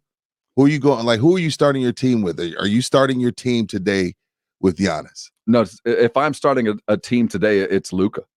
Okay. No, it's either going to be Luka or Jokic. I'll go Jokic. Ooh. Actually. If I'm starting, if the trend continues. I got to think about that. I threw myself a curve. I don't know about that, Rob. You go with Joker over Luka and Giannis? I do, because I know that with Jokic, I'll have him longer because the wear and tear ain't going to be so much. His game is not predicated on physicality. It's predicated on savvy and ability and work. He doesn't have to jump over you to beat you. And the wear and tear on him is he doesn't have to bring the ball up court. He's not going to be rubbed off picks. He's not going to be doing all of that, but I can still have him initiate my offense. I can still get him down there. Somebody else brings the ball up, Jokes gets the ball, and I can manufacture 1,000 plays with Jokic because of his ability to pass the ball. But 1B or 1A, depending on the list, is Luka. He does the same things. He just takes a little bit more wear and tear to me. Oh yeah, definitely. Because he has the ball 80% of the time, and I just think that wears him down. Where Jokic can affect the game without necessarily having the ball most of the time. And so none of these point guards, none of these young point guards, it's too tough to dominate the game from that position when you're that.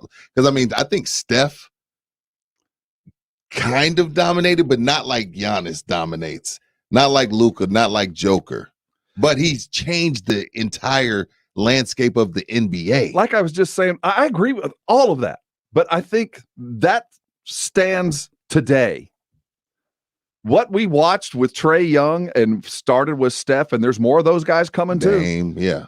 And Dame, but it's more of a Steph and Trae trait where they're going to beat you from so far out, and the way they expand your defense, right? They are as dominating in a game. It just doesn't look like there isn't the embarrassing dunk, and there isn't that. It is the rain of threes. That run that Steph Curry went on to close the season out, it was beautiful for highlight's sake, but it didn't feel like you were being dominated. Last night felt like you got dominated. There was physically, you were dominated, and Steph never does that. So you feel like, yeah, if he's cold tonight, we don't, it's not as bad. Hot and cold has nothing to do with what Giannis did last night, because he was 2 inches from the rim all night. I mean, he was just wave on wave of him just dominating, and you feel different after that. But I do think the effect of Trey and Steph equally is dominating, and it just doesn't feel that way, if that makes some sense. No, it makes plenty of sense. But the Joker take is a hot take, and I don't know if you're wrong. I can't even argue with you, because like you said, there's so many things I could put him in the post, I could put him at the elbow, I could put him at the top of the key like what Dirk used to do. I could put him at the 3-point line. I mean, not the greatest defender. That's the issue. And the fallacy within my argument is these guys haven't won it yet. Right. You know what I mean? Joker and Luka haven't done that. I haven't done it yet. I just like the skill set. Okay. But I'll tell you, the smart answer is, of course, it's Giannis. I mean, the guy carried. It's been the point you've made all day. He didn't have anybody beside him. The argument whether Chris or Middleton or Drew Holiday is the Robin, that neither one of them is Robin. No, I don't know what in the Marvel universe, where's James Pledger when you need him, where those guys would land. That instead of Batman and Robin, I guess that's DC. Yeah, that's DC. Giannis had Ant-Man. Instead of Thor. And he brought it up last night. So it's been on his mind. He's like, hey, I didn't have to leave. I didn't have to go to a super team. I didn't have to go team up. I stayed here because he's heard it. Oh, he knew it. He knew it. Very aware of it. He should say, well, what Chris Middleton and Holiday have to say about that. What do you mean super team? We are that good. We are super we are team. That good. Hey, coming back as the college football landscape changes and the imminent expansion of the NCAA playoff, there might be a bit of a roadblock in the name of the Rose Bowl. The granddaddy of them all might be in the way because they have certain requirements, certain needs in their 105 years that they've put together. And we're going to talk Norwegian beach handball and their uniforms. And you should care about this. Do it more. We'll talk about it in a bit. You are on San Antonio's Sports Star, ESPN 1250 and 94.5 FM. Sports Center is brought to you by Kielbasa Slow Crafted Sausage, available at your local grocery stores. I'm James Pledger, and in the NBA last night, a champion was crowned as the Bucks beat the Suns 105-98 to take the series 4-2 as Giannis Antetokounmpo scored 50 points with 14 rebounds and 5 blocks en route to winning the Finals MVP. In other NBA news, the San Antonio Spurs continue their pre-draft workouts with players ahead of next Thursday's draft as they recently worked out Texas forward Kai Jones, who they had a pre-draft interview with. In Major League Baseball, the Astros beat the Indians 9-3 to take the first 2 games in that series as Jose Altuve went deep twice. The Astros go for the sweep later tonight with first pitch set for 7:10. And finally, the Rangers fell to the Tigers 4-1, a series they'll continue tonight from Detroit with first pitch set for 6:10. And remember, you can catch it right here immediately following the Blitz. I'm James Pledger for San Antonio Sports Star, ESPN AM 1250 and 94.5 FM. This tech update is sponsored by Dell Small Business. Major phone providers recently adopted the new FCC-mandated protocol called STIR/SHAKEN to combat robocalls. In theory, a fake phone call or a spoofed phone call will not be able to get through. Enjoy a business upgrade during Dell Technologies Black Friday and July event. Get savings up to 50% off and take your office with you with Windows 10 Pro. Plus, get special pricing on Dell servers and more, along with easy financing options with Dell Financial Services. Call 877-ASK-DELL. Liberty Mutual Insurance Company presents and Doug. And we're back with Limu, Emu, and Doug for the final question. Category is things you climb. All right, Limu, what do you think? You sure? We're going with Liberty Mutual customizes your car insurance so you only pay for what you need. Oh, so close. We were looking for stairs. Huh. Only pay for what you need. Liberty, liberty, liberty, liberty. If you thought Diamonds Direct's values were impressive, wait till you see what we're doing next. It's a spectacular summer store-wide sale, July 21st through 25th, with an extra 20% savings on virtually all diamond and fashion designer jewelry, from rings and earrings to bands and bracelets and so much more. We're breaking our own rules to bring you extreme value for 5 hot summer days. Get ready. 20% extra savings on a multi-million-dollar selection of fine jewelry, July 21st through 25th. Diamonds Direct, official jeweler of the Dallas Cowboys, at the shops at La Cantera. Prescription products require an online consultation. Restrictions apply. See website for full details and important safety information. My husband's ED was affecting our marriage. When he first started experiencing ED, it was difficult for both of us. We didn't know who to talk to about it or where to get help.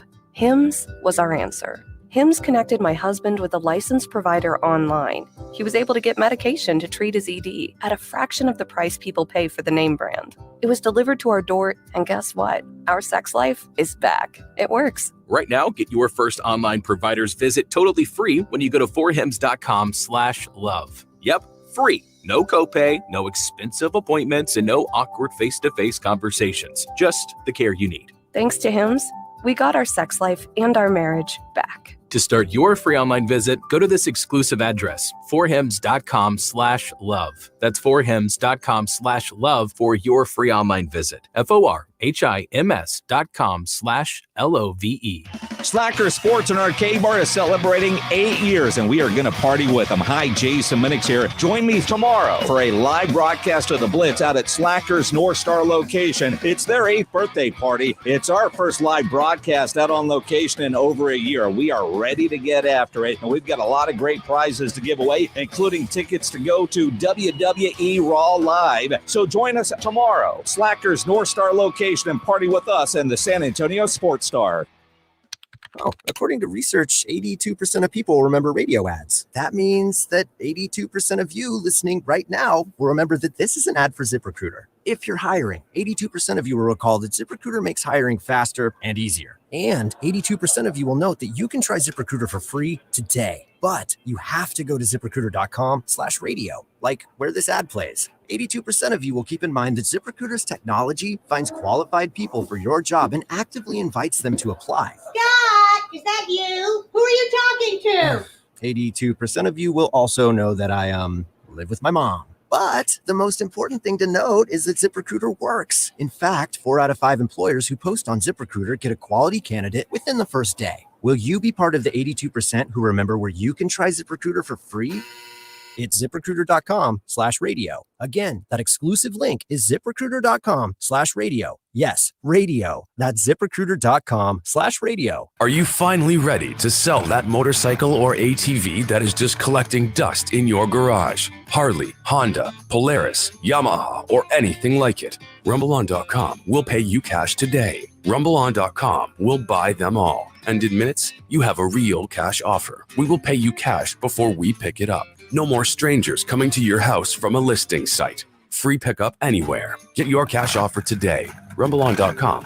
Fast bikes, faster cash. Reddit user FlamoDemo says, "This is the worst phone I've owned. People are always bothering me about it. I'm scared just to use my phone in public, as a random someone may just give me a stupid grin or whisper to their friends. I cannot stand the fact that I just can't relate to normal phones anymore." Are you ready for this life? Find out at Samsung.com/reserve. That's Samsung.com/reserve. Rob Thompson, Rudy J. R&R in the morning on San Antonio Sports Star, ESPN 1250 and 94.5 FM.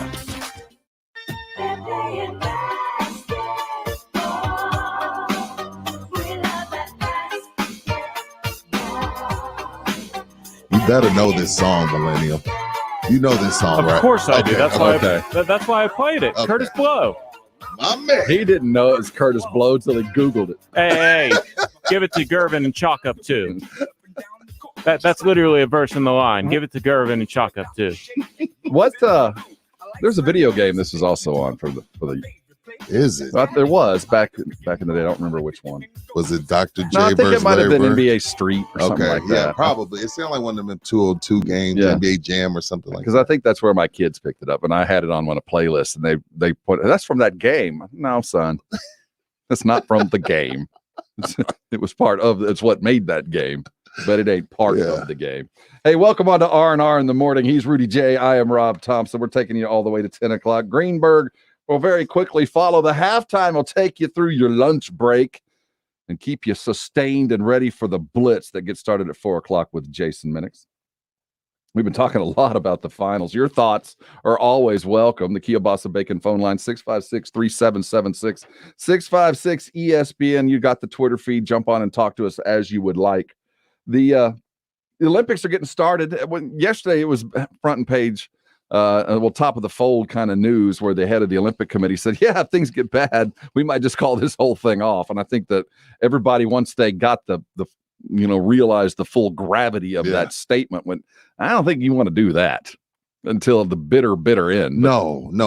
That's I think he's just letting his people know, his countrymen know, hey, at the end of the day, if it gets crazy, we will cancel it. But trust me, it would take a lot.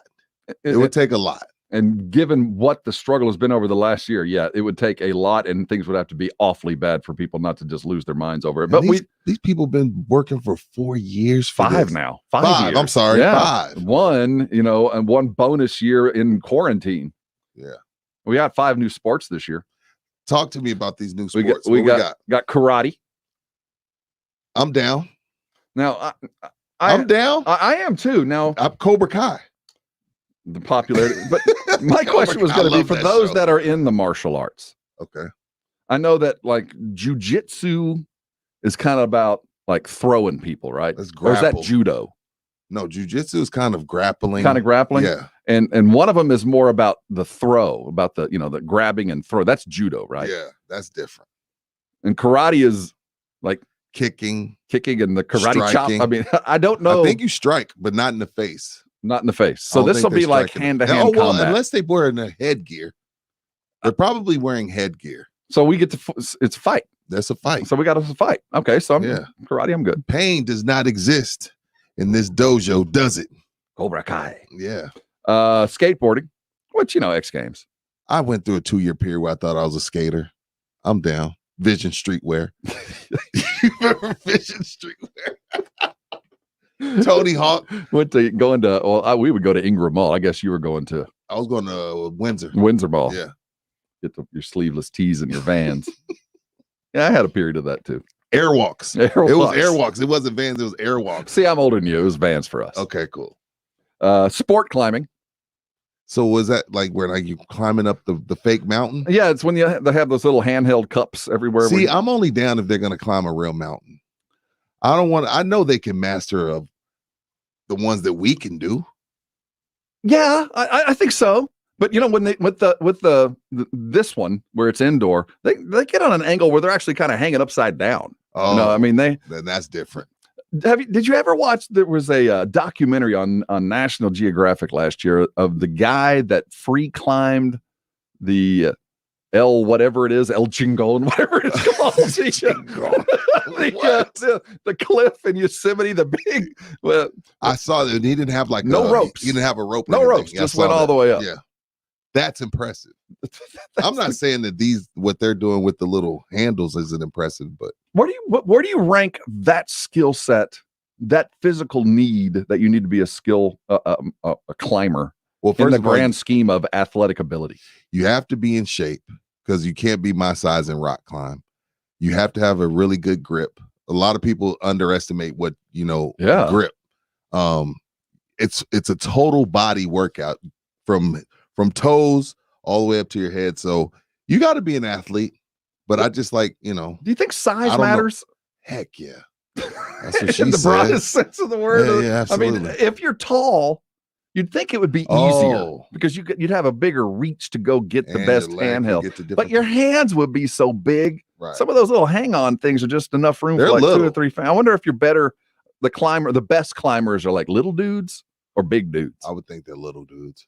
And I think that's also, from what I've seen, women excel in that as well. Oh, yeah. Flexible, strong, but the grip is super important because, there's times where you're trying to figure out your next move. That grip's got to be on point. What's the tallest thing you ever climbed? A bunk bed. Pretty much, right? A tree. I've climbed some trees, but I never had any desire in my life. Like, I'm going to go climb that rock. Why? I don't play injury games, though. I don't play injury games. And I certainly ain't just going to go do something that could possibly kill me. Yeah. Like one little snip, or if I'm reaching for something and I sneeze, or maybe like a fly flies into my eye or something. That's how I would die. Hey, is it American Ninja? The sport where they run it like? Oh yeah, the American. Is that American Ninja? Yeah. Is that what it's called? You know, they did it downtown San Antonio. That would be a cool Olympic sport. You know what? That's a good Olympic. You're kind of sport. onto something. Yes, because it does encompass everything we just talked about all together. And it's hard. if we included a fighting component, like halfway through, you had to you had to bust out your karate over water. Over water, like on a little beam. we could throw in Steph Curry's putt challenge and those little things that I'm down. I think if we're going to make it more viewer friendly, what else we got? Sport climbing, surfing, which I've always found difficult to. I know it's beautiful, and how do you judge it? That's just it, because every wave is different. You got to be in that community, I guess. But I mean, how long are we waiting for them to find the perfect wave? All of those, I've never understood. I love watching it, and I know that I'm glad that they found a way to compete. But it's like competitive kite flying. I mean, the winds are different for everybody. I mean, it doesn't seem like there's a standardized basis at which I can judge you versus the other, because that guy, you landed the perfect wave right at the perfect time, and you had lots more time to do what you wanted to do. And this guy, for whatever reason, the lack of, he chose bad waves. Maybe that's part of like 8 seconds, like bull riding. I don't know. You got to stay on. Do they grade, like, you know what? I'm glad you applied bull riding to this, because that's another thing that's got the variable. Some guys get better bulls than others, and they grade those bulls. Do they grade the wave? Like, well, you only had a 4 wave, but you rode it like a 9. Did they do it that way? I don't know, but I'll be watching. I'm a fan of surfers because, again, like if I go to Port Corpus, I go to my waist. I go to my waist, no farther. Well, so that's like 3 miles out. Yeah, exactly. So for someone to swim that far out and wait on a wave have you tried to surf? Heck no. I spent a couple years in. Have you? In Florida? No. Oh, okay. In Orlando, so we were close to a beach, and my boys wanted to learn. They had skateboarded, and they're moderate athletes. That's something you got to be born to. That is not the easiest thing to do. But they kind of picked it up. But I don't see how. Were they able to stand up and actually surf? I mean, but you know how little kids are. They just let me try it, and they know how to do it just because I don't know why little kids are just good at things when they first try them. So it was natural to them, but for me to try that, that's a graceful. I do the boogie board where I lay on my stomach on the little boogie board thingy. Is that what it's called? Bodyboard. Those are the problem with our coast is we just don't have waves big enough to truly enjoy that kind of stuff. No. And where you do find the waves that you can, normally they're infested with sharks. And I'm not getting in. Yeah. Or cold. So those are our new sports. I thought ballroom dancing was. I thought ballroom dancing was, and I thought there was another one that we talked about. I thought 3-on-3 basketball was a part of it. Yeah, I do believe it is. Maybe those are exhibitions. Maybe this is the first time to introduce them, but they're not permanent new sports. Yeah. But I do know that 3-on-3 is part of this. Yeah. Which is kind of strange. Ice Cube. I guess. Shout out to Cube.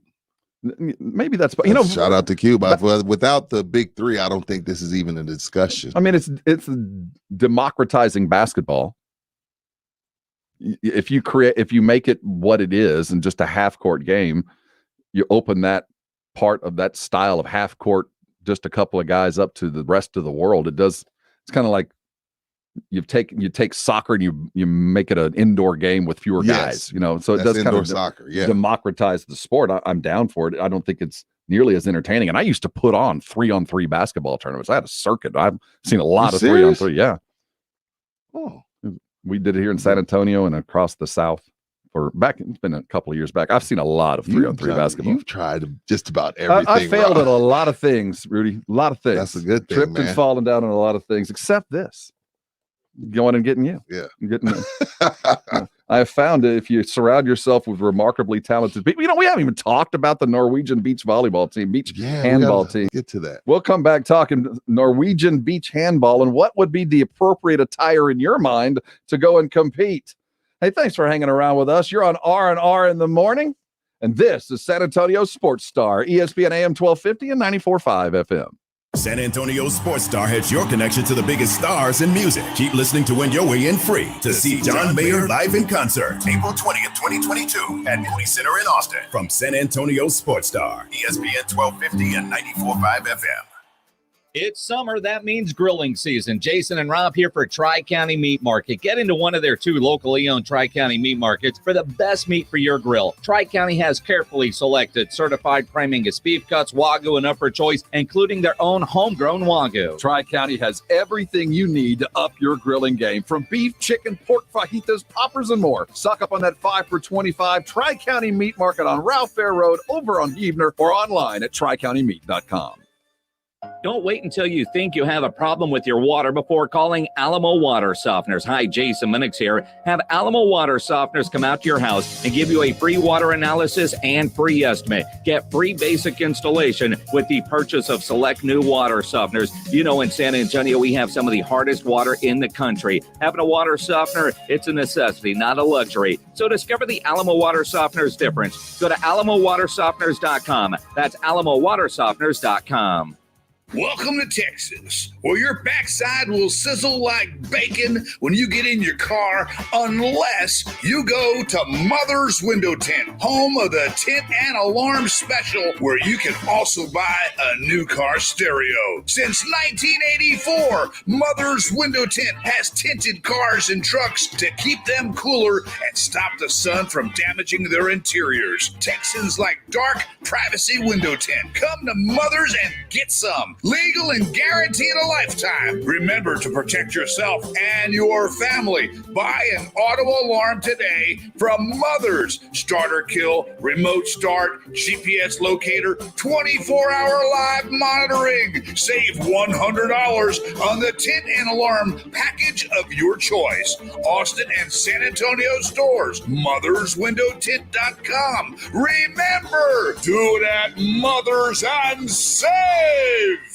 We're planning a trip to Spain later this year. But our Spanish is pretty bad. So we're using Babbel. Babbel's conversation-based method teaches you real-life words and phrases. And with Babbel's interactive, bite-sized lessons, you'll remember what you learned.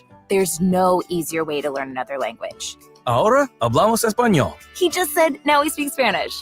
Babbel, language for life. Now try Babbel for free. Just go to Babbel.com. That's Babbel.com. Trade pros. Whether you specialize in service or new construction, Ferguson knows firsthand how much work goes into a long day on the job, which is why we're committed to offering the products and solutions to get every job done right. With over 1,000 locations, an unmatched selection of specialty products, tools, and supplies, our pro pickup and same or next day delivery, you can trust that doing business with Ferguson will be the easiest part of your hard day's work. Visit Ferguson.com to find a counter location near you.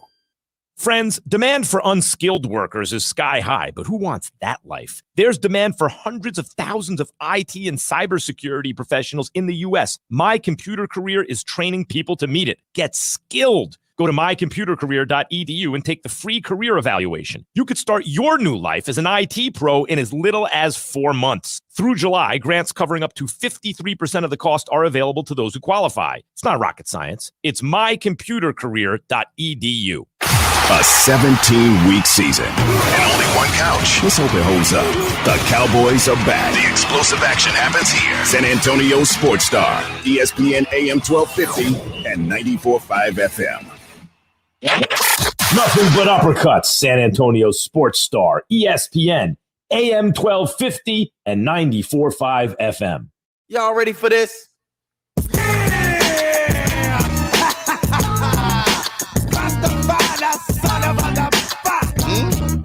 That's a bold choice. Ooh.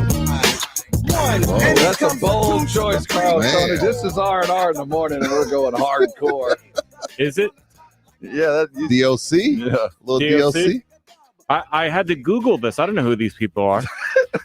That's Rudy J. I'm Rob Thompson. I'm sorry. Carl Schoenig in the. I was born in 91. You're not that young. I was born in 91. But my daughter was born in 2008, and she knows probably more than you. So that's fair. So being born in 91 is not an excuse. I for some reason I woke up this morning with Beasties in my head. Brass Monkey. No was reason. just, I don't know. I was Did just you kind put of on some shell toes though? I didn't, but I should have. But you have on Adidas. I rocked Adidas today, so we could play my Adidas some Run DMC later. And I came in and I sold Carl like, look, man, let's play some 80s rap. And he goes, well, who? Oh man, He said who? Go ahead and Google it, but you got to be real careful. Some of those later '80s, if you see NWA, It said edited. don't play any NWA, please. Okay. Then don't ask me. What that stands for? No. NWA, They made my mass media book. So your what? My mass communications book, my intro to masscom. Oh. They were in that. Sorry, DOC didn't, but that's cool. Yeah. 2 Live Crew right next to NWA in your book. You know, I know somebody from NWA went on to be famous individually, but I don't know who.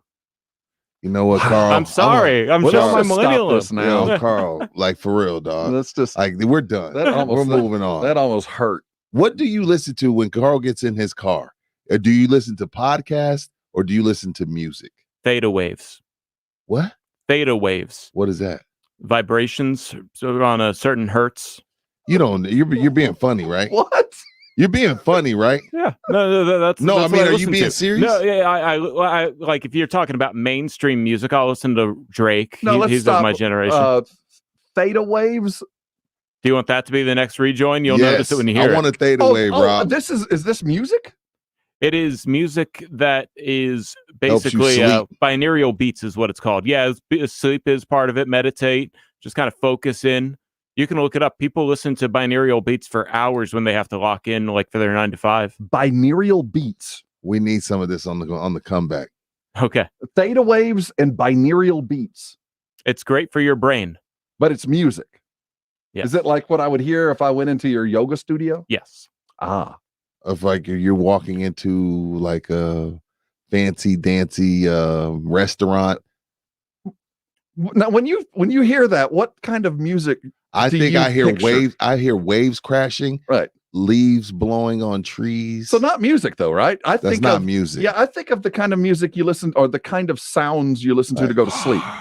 Like that's it's closer to that than Drake and Big Sean. No. Yeah, it's closer to nature music than it is to hip hop. Nature music. Yeah, I know it ain't hip hop. Yeah, but it's not nature music either.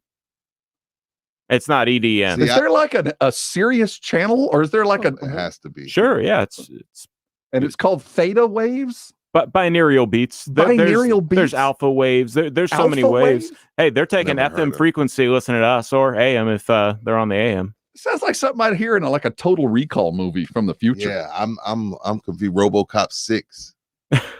I did not see any of the RoboCops, so I'm sorry. I'm showing my millennial today. I'm sorry, y'all.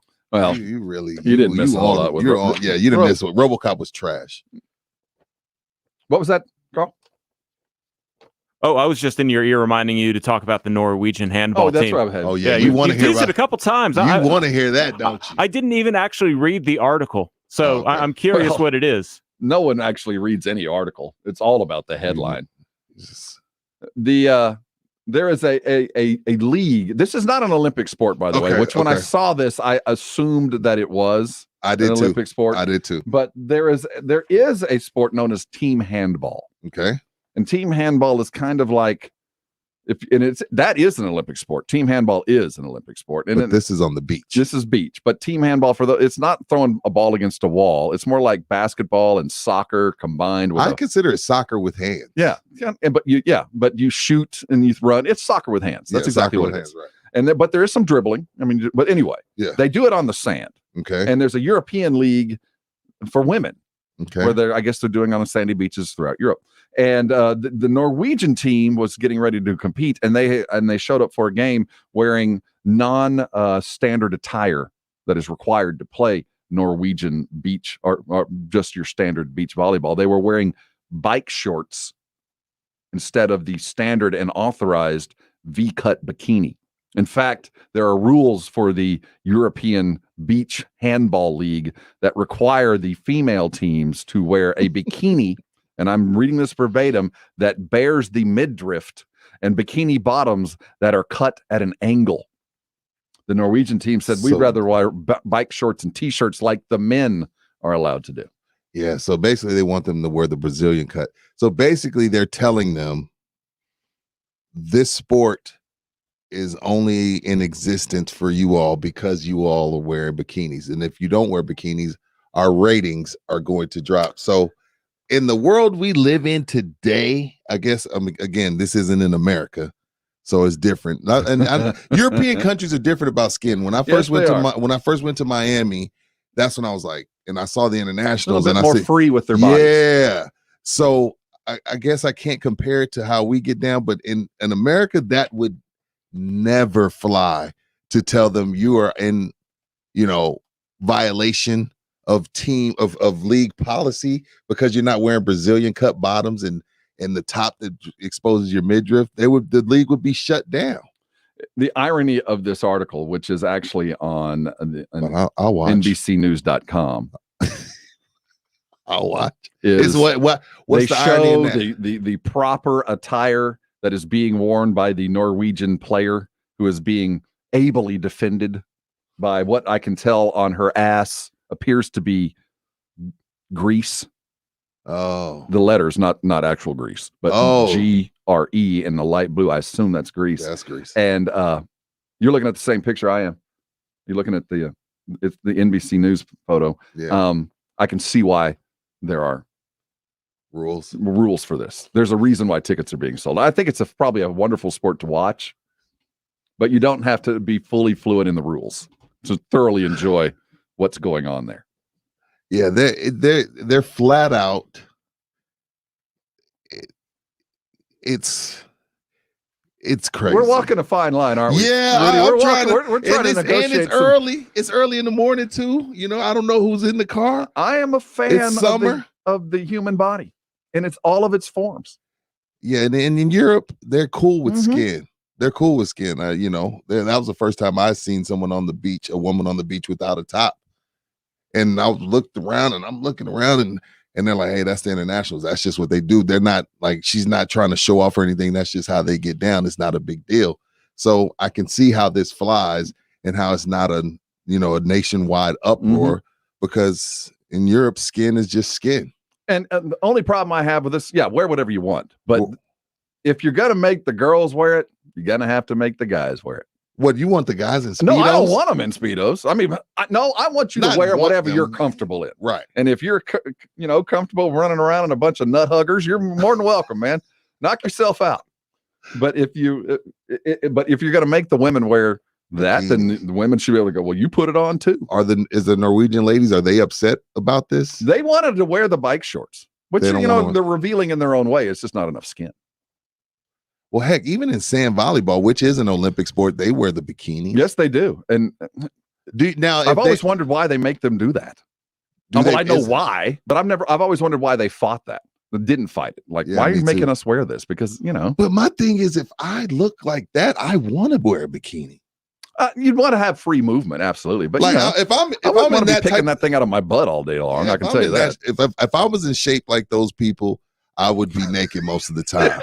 I'd be going to the mailbox, no shirt, taking my trash out, no shirt.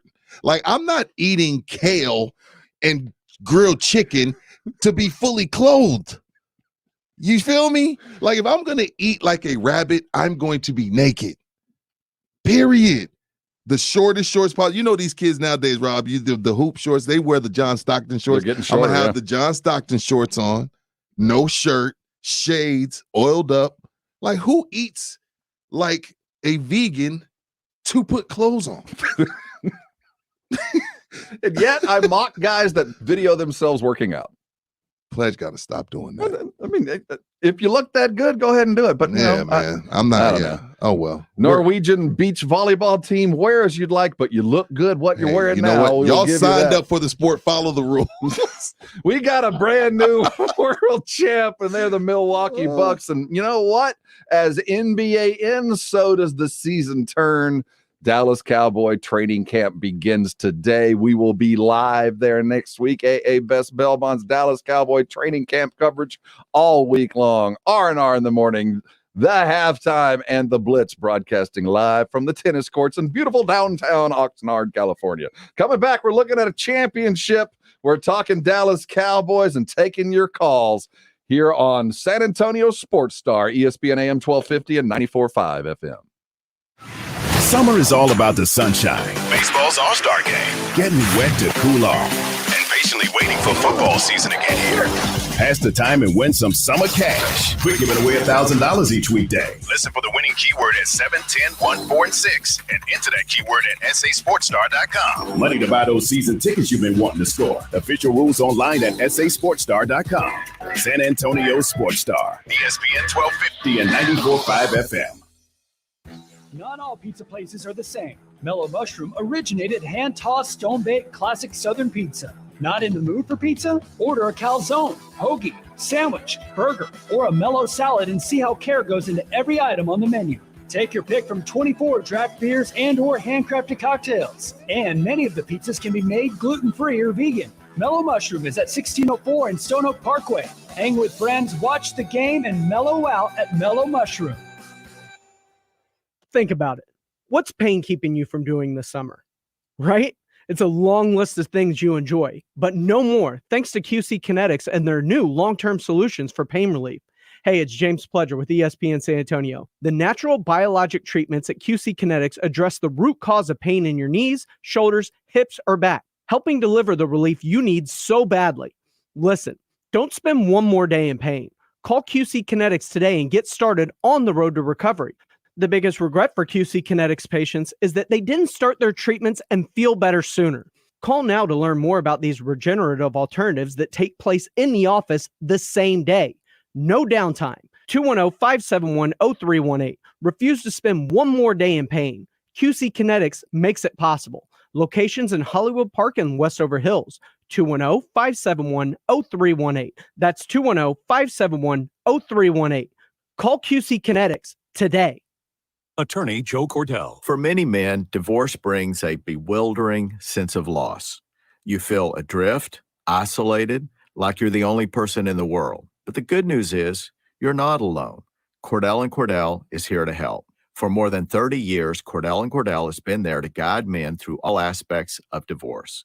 And we'll be there for you. Schedule an appointment with one of Cordell & Cordell's San Antonio area attorneys. Offices in San Antonio, Austin, and St. Louis. CordellCordell.com. Jay Farner here, CEO of Rocket Mortgage and Rocket Companies. Last year, we saw historically low mortgage interest rates. What you may not know is that interest rates are already starting to increase, and it's likely that trend is only going to continue. Our team of experts is standing by to help you save before rates go up. Don't look back and wish that you had taken action. Call 833-8ROCKET or visit rocketmortgage.com. Rocket. Call for cost information and conditions. Equal housing lender licensed in all 50 states and MLSConsumerAccess.org number 3030. Howdy, San Antonio. Chip Ingram from the Roo Pub and the Angry Elephant, inviting you to come out and enjoy patio season. We have newly remodeled patios, garage doors, and everything else you need to enjoy this great South Texas weather. As always, ice cold beer and specialty drinks. Happy hours daily from 11 a.m. to 7 p.m. And our kitchen is open from 11 a.m. to 2 a.m. See you soon at the Roo Pub and the Angry Elephant at 281 and Redland Road. Want to hear something amazing? Discover matches all the cash back you earn on your credit card at the end of your first year, automatically, dollar for dollar, with no limit on how much you can earn. Extra cash? Come on, how amazing is that? In fact, it's even more amazing when you realize all the places where Discover is accepted. 99% of places in the US that take credit cards. So when it comes to Discover, get used to hearing yes more often. Learn more at discover.com/yes. 2021 Nielsen Report. Limitations apply. Enjoy a powerful business upgrade with Dell Technologies Black Friday and July event. Get amazing savings with up to 50% off high-performance computers and tech built for business. And be able to take your office with you with Windows 10 Pro. Plus, get great offers on Dell servers, monitors, docks, and more, all with easy financing options through Dell Financial Services. Call 877-ASK-DELL. That's 877-ASK-DELL. And speak to a Dell Technologies advisor today. Goodyear believes in the power of moving forward. No matter if it's on the track, the court, or the field, movement makes us want to be more. It pushes us to go further, to show the world what we can do. Movement has the unique ability to change our perspective, to challenge us, to work for a better tomorrow. Movement can even bring us together when we're still, because if we're focused on the next move, we don't have to worry about what's behind us. Goodyear, more driven.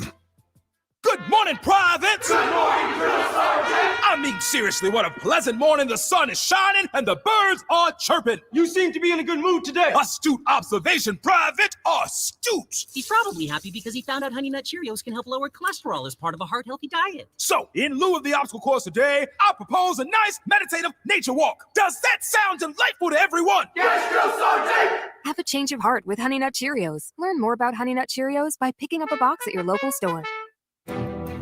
For the one standing guard. For the eagle-eyed. For the knights in shining armor. And for all those who support them. We are Grainger, your experienced safety partner, offering supplies and solutions for every industry, committed to helping keep your facilities safe and your people safer. Call, click Grainger.com/safety, or just stop by. Grainger, for the ones who get it done. One team, one mission. KZDC, San Antonio Sports Star, ESPN, AM 1250 and 94.5 FM. Rob Thompson, Rudy J. R&R in the morning. Good morning. Welcome on as you ease into your Wednesday. R&R in the morning will help take you there. He's Rudy J. I'm Rob Thompson. We hope your morning is going well. Is this binary beats? You got to turn your mic on. I'm going to start giving you the turnover chain for talking without your mic on.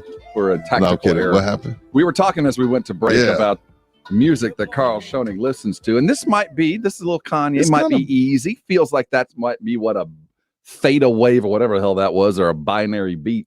We asked Carl what he listens to in the car, and his response was literally 4 words I'd never heard put together in that order. I don't even know of what you're talking about. Binary, it's just good vibes. Have you ever heard of good vibes? Can I have what do you mean? Have I heard of good vibes? Oh, okay, is that like a genre, good vibes, or do I know what good vibes are? Like, you make me feel good, right? Yeah, people. You have these brain waves. You've heard of that, right? It's basically brainwave music. See, you act like I should know what that means. No, I don't actually. I probably am. Yeah, I'm just explaining it though. Brainwave music. Yeah, I'm if it helps me. I want to hear something before we leave. So I'm afraid if I had something on like that, I'd fall asleep. Me too. Like I was driving. It don't take much for me to fall asleep. There are some that are for sleep, and there are some that are almost for fighting the waves because they're supposed to be like really intense. So there's a lot, and some people tell me hey, just let me know if I want to skip one because I do play it in my yoga classes. It's better than silence, but I don't think they catch on that it's better than what? It's better than silence. Oh, okay. Yeah, I usually didn't play music in there because Drake doesn't really fit in with yoga. No. You have to play music in a yoga studio to cover up the farts. Exactly. Yeah. You got everybody's leaning over and you know in the background that. Why does yoga and farting go together? What is the deal that makes is it because you're releasing? Why do people fart when they're doing yoga? Well, everybody farts, Rudy J, but there's nothing that actually makes there's nothing that actually makes you fart. Why do you fart during basketball? I don't farted on the basketball I don't court. No, but really? I've been told no. Where'd you play it? I'm a human being. I don't get to control my systems inside the organs. You can control when you pass gas. Yes, I would like to think you can hold in your gas. It hurts your stomach, but you can hold in your gas, Carl. If you need to let one out on a basketball court, it just helps your defense. You know what? That's it. I've never actually used it as a defensive technique. It's a question I've never really pondered, but I'm pretty sure I never really have, but I'm sure. Maybe on accident you've let one slip. Well, I'm sure. I think so. When I'm playing basketball, holding one in is not part of my thought process. Normally that's a precursor to another event. Right. So, I'm not on the court. But Giannis had to run to the restroom twice this series. I didn't know that, but he did. I'm not Didn't surprised. he? Was it this series? I'm not surprised. People need to go to the restroom sometimes, Rudy. He said he had to go tinkle. He said, is that what we say in America? Tinkle? We want that to go tinkle? I was like, oh. He said tinkle. I was like, what grown man 7 feet tall with those shoulders says tinkle? He is not of us, though. No. He is the MVP. The Milwaukee Bucks take it last night. Dominating performance from Giannis. 50 points, and every possible facet of the game was affected by. It was unanimous, right?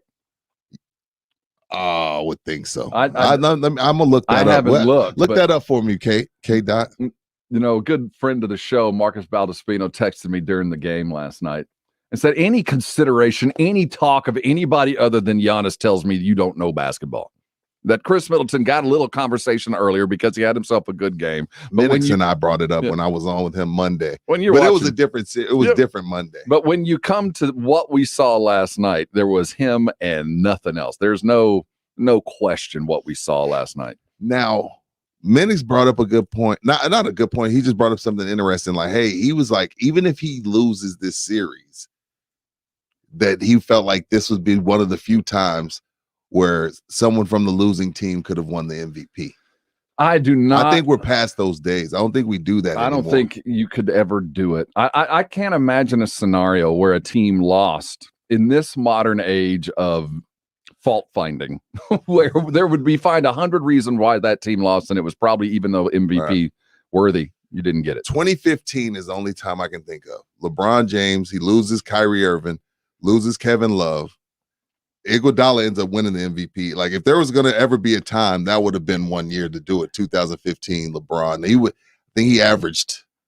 He averaged 30, 10, and 5. It was a ridiculous series.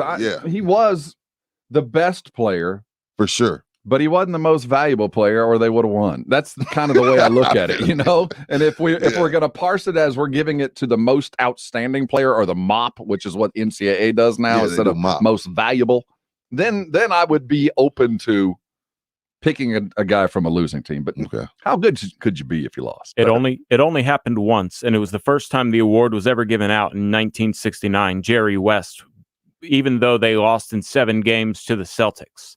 So Bill Russell, who the Finals MVP award is named after, missed his only chance, but he should have been, obviously. There was some thought that there was a car dealership involved in it, and they wanted Jerry West because he was the leading scorer or something. There was some. Yeah, he had a really great series. I think that was the only other time that those LeBron 2015 stats happened. But I think when the award was available, I guess Elgin Baylor did similar things in 1962 when they lost as well. Schroeder's interesting, man. Every now and then he just blows my mind. That just came out of nowhere. Every now and then he's like, dude, I'm born in 91. And then he can give you stuff from 1942 sometimes. So I'm like, I don't get it. He's an old soul. He got an old soul. That's it. Been around for a while. Carl Schoenig, producer with the mostest, co-host of the halftime that will get going at noon right here on San Antonio Sports Star, ESPN AM 1250 and 94.5 FM. He does wear many hats around here. He does gather the headlines. What he does for you, the listener, is it grabs every headline you need to know as you head into work or head to where you need to be so that you can converse intelligently about today's sports headlines. And with that, it is time for the 411 in the 210.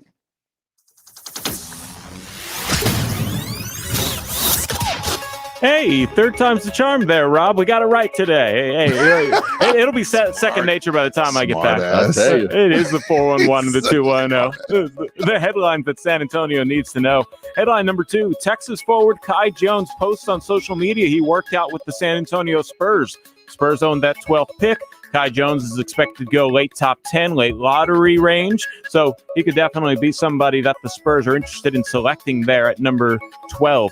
Headline 1, the Rams running back Cam Akers suffers a ruptured Achilles during an at-home workout and is expected to have that full 10 to 12-month recovery period for his Achilles. So that definitely is a bummer for that young man who had a great year in 2020. And headline 0, of course, the Bucks win Game 6 of the NBA Finals. First time for Milwaukee to win the championship in 50 years. Last time was with Oscar and Kareem and in 1971. Guys?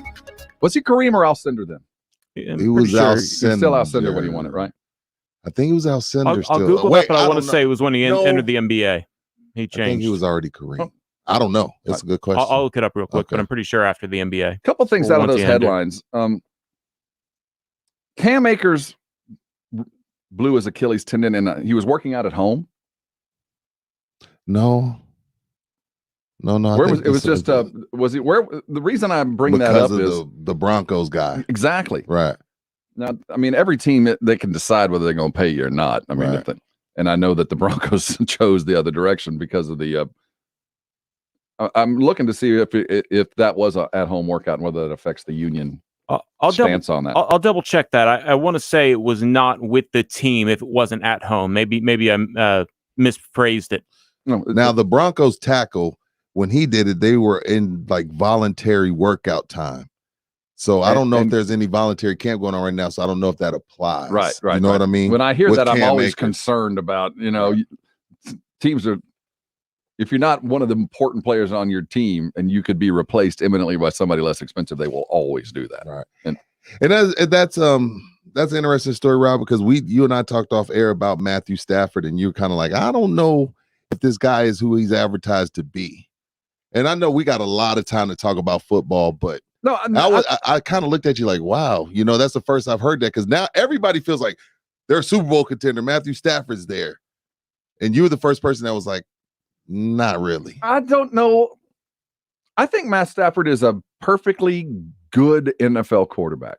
But what has he ever really done to separate himself from the other really good average NFL quarterbacks? And that's just where I stand on that. And he's been in Detroit, so there's the Siberia effect. And all the, all the coaches and all the missteps he's been, he might be the only reason we ever talked about Detroit. But at this point in his career, he is going to have to really do something special, because up until then, I'd never even put him in the same caliber as Phillip Rivers. I thought Rivers had a little bit more. I'm a Phillip Rivers fan. And I think he's a very good NFL quarterback, but that's it. I don't know what. You think Matthew Stafford is Tony Romo? Very much so. Very much so. I think he's done the best with what he's given, but there is a ceiling there that we haven't had to look at because of, quite frankly, all the adversity that he's faced. I don't know what Tony Romo could have been if everything went great, but I don't know how great he could have been. Certainly all the skills to get out of trouble, but if there was no trouble, could he separate himself into greatness? That was always my contention there. Going through today's headlines as well, did you see Deion Sanders? I didn't see it until Carl came in and he emailed us, some different topics. And Deion, Jackson State head what football happened? Give coach everybody the Deion story. Sanders. He went to an HBU, took over Jackson State as their head coach last year in the midst of the COVID stuff. And the first game, he had a bunch of his stuff stolen or moved. It was kind of a misstep, but what a huge move for Deion to bring some light onto the HBUs. Well, and I think he's striving to bring respect, not just to his name, but to the HBU name. No, he definitely wants the HBCUs to get more light, because I know when not one was drafted, he was very outspoken about it. And then the NFL doubled back and was like, look, we're going to hold workouts for just HBCUs only. So Deion, if Deion isn't there, I don't know if that happens. And so he definitely brings a different amount. He requires or demands a different type of respect than the other guys have thus far. And he needs to, he's right in this. And I want to frame what we're about to talk about with that backdrop, that he is there to bring a spotlight and raise the level of awareness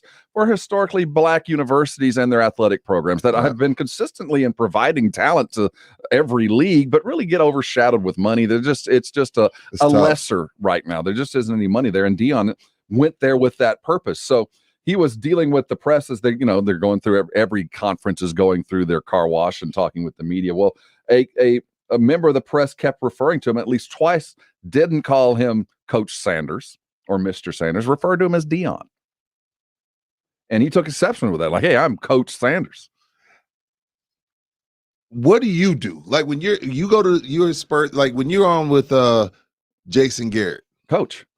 I view coach as coach? Absolutely, I do. I look at coach in the same vein I look at doctor. I look at attorney. It is a title that has been earned, not conferred. It is a title of respect. In my world, coach is equally important as doctor or sir. Wow. You do not. He is a leader of men. He is the head of an organization running what has to be done and should be treated with the respect that you would treat anybody else in a position of power. See, in my time covering the Spurs, okay, I was saying coach as well. I won't say his name, but someone pulled me aside after Pop left and was like, "Don't call him coach." He was like, we're all men. You call him, he's like, you just call him Pop. And so ever since then, I've said Pop, but I went into it the same thing as you. Like, I guess I'm supposed to call him coach, and I was coach. And this guy was like, "No, we don't do that." And I was like, "Oh, okay." And I didn't go to media school. I didn't either. So I don't know the rules. I don't know the unwritten rules. So I was saying coach, and then I got not chastised, but he was like, "No, man, you call him Pop. We're all men." So I didn't know what to do. So when I saw this story, I was like, "Wait, I thought we were supposed to call them by their first name." For me, it is coach. But I view that from the perspective of former athlete. You know, that's, if you're a coach, you're coach. If you're a doctor, you're doc. You know, Coach Pop to me is what I would call him, or even a high school coach. You're a coach. I think that you have earned that title. I'm going to call you that. That didn't make me any lesser than you. That's what I was like. Dang. Then I didn't call him daddy. That's what I looked at the dude like when he told me at the Spurs game. I was like, I didn't say daddy. I didn't say king. Very interesting. And with Dion, it does make it a bit harder because for most of the time that I've known Dion, it's Dion. Yeah, you know what I mean? Talked to Dion before. Yeah, but he wasn't a coach. No, he wasn't a coach. He was a player. He was Dion. I didn't call him Mr. Sanders. No. Because like you said, we're both men. But I understand where Dion is with this. And it's a little persnickety. And, Dion's kind of like, I want my respect. But put respect on my name, but put respect on my school. Put respect on my conference. Just because I was a former football player, if I was head coach at Arizona State, Herm Edwards. If I was, would you call him Herm, or would you call him Coach Edwards? Damn. Well, up until today, I would say Herm. Well, until now, when you telling me, like, you're like, yo, I go coach. I don't know. Rudy. I mean, that's the different perspective we have. But in my mind, he's more of a coach than he ever was a player. I hardly remember him playing, so he's been a coach. See, Herm seems like really personal, like we're boys, but so does Pop. Right. Pop feels like I'm like, yo, I got him in my phone. We kick it. We have wine on the weekends when we really don't. So Herm does feel a little bit too like I'm a little bit too loosey goosey in here. An interesting perspective. I personally, I would never deem to call Coach Pop. I have never said, "Hey, Pop," not once in my life. It's, "Hey, Coach." Really? But that's, again, I come through it from that perspective, and nobody took me aside. The only journalism advice I ever got was from the late great Kevin O'Keefe. It was the very first time I had been in a press booth, and I cheered. I got in trouble for that one time too. Boy, they turned on me quick. You do not do that. I got in trouble one time. I clapped and moved for something like that. And I wasn't even rooting for the Spurs. It's just, it was a dunk, and I was like, oh man. And the dude next to me like, dude, chill out. Yes. I was like, what? I was like, it's just a good dunk. There is no cheering in the press room. Is that what you disagree with this, Carl? You've been in a lot of Spurs games. No, I agree with you. Forget that guy. Come on. We're excited. We're fans of the game if we're doing it for our job. Like when Brooke Lopez had that dunk last night, I probably would have been going a little like, whoa, in the media room as well. But I call Pop. Those old school dudes that at some point adjusted a typewriter ribbon, that does not fly. Maybe things have changed in the later years because there is that friendship amongst reporters and Dion. But Dion, I appreciate what he did. It. But I think if you looked at it and go, that's just Dion trying to grab some headlines. But I think what he's doing it for other coaches across the conference, across this landscape of historically Black universities. He's there to put a name and bring a light and bring the money that he quite frankly deserve and need to have to be able to sustain a long and rich history. I'm going back to coach. We're a team, Rob. We got to be on the same page at these games. I'm not going to be saying Pop and you saying coach. Well, I can tell you this. Any coach would never say, "Don't call me that."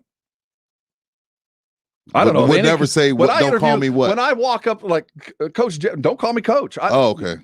Call me Pop. I'll tell you when I've met with coaches on the phone. I talk to them via, hey, coach, good to have you on. And when I see them in person, I shake their hand and say, hey, coach. And unless they say, call me this. Unless he says, like, yo, call me Mike or call me Jason. Yeah, go ahead and go. But I've never had a coach say that. So when y'all did McCarthy last year, you as coach. Hey, coach. That's how I would address him. I would never deem to say, hey, Mike, how you doing today, man? I would, or Jason Garrett. I would have never deemed, hey, Jason, good to have you on. Now you got me feeling like I'm a little disrespectful, little Gen Zer. I feel disrespectful now. But I do appreciate the idea of, I think when you call somebody on a first name and they reply to you on a first name, your relationship goes to another level. Oh, no. Pops never said, hey, Rudy J. Hey, what's up, Rudy? No, he's never done that. But if he ever did, you're kind of leaving the door. Oh, it's open. over. You know, like, it's over. Hey, appreciate. Sorry, Pop. Yeah, he's never called me. And then next it'll be Greg. Greg. I like Pop. Greg. Yeah, nobody called him that since his mama. No. Or, you know, Carl, I call him Pop. I wonder why. Of course you do. Of course, everybody calls him Pop. Yeah, of course. So my dad's first year, he called Pop Coach Popovich, and Pop's response was, "Hello, broadcaster Schoening." See, that goes to the coach, to Pop, and maybe he views it different. But for me, I look at it as a position of respect. It is certainly especially pro in the professional level. It's a title that is earned, not conferred, not just given to you. You have to be a coach to be called a coach. So I think that there's a certain amount of respect that is gained, and I would do that. I don't think it lessens my position in front of him. I don't think it makes him on a higher pedestal. Just like if I call a guy a doctor, I don't think he's any better than me. He's a doctor. Right. That's what he is. Whether it's I do call doctor. I would never deem to just say, hey, Jeff. who's your physician? That's Jeff. Jeff, did you get my results? I'm a little concerned if my doc didn't want him to call him doc. No, just call me Ed. Dude, I went to school for 12 years for this. Call me doctor. I certainly earned that. Hey, coming back, let's look at the Dallas Cowboy training camp. And the question at wide receiver, certainly it is their best room. You look at the talent that is available to Dak Prescott in that wide receiver room. We got 3 legitimate Pro Bowl candidates and a speedy rookie coming out of Stanford. Lots of talent there. Who will be there at the end of this season and the beginning of next? Let's look at Michael Gallup. A lot of people love him, but he is probably the most expendable. Dallas Cowboy training camp begins today. All the guys with the star will be there on Monday. That's right. ESPN San Antonio and San Antonio Sports Star headed to Oxnard. I will be there. Rudy J and Jason Minix broadcasting live from the tennis courts. Let's look at training camp coming up next. This is San Antonio Sports Star, ESPN AM 1250 and 94.5 FM. Sports Center is brought to you by Southern Recipe Small Batch Pork Rinds. Available at HEB.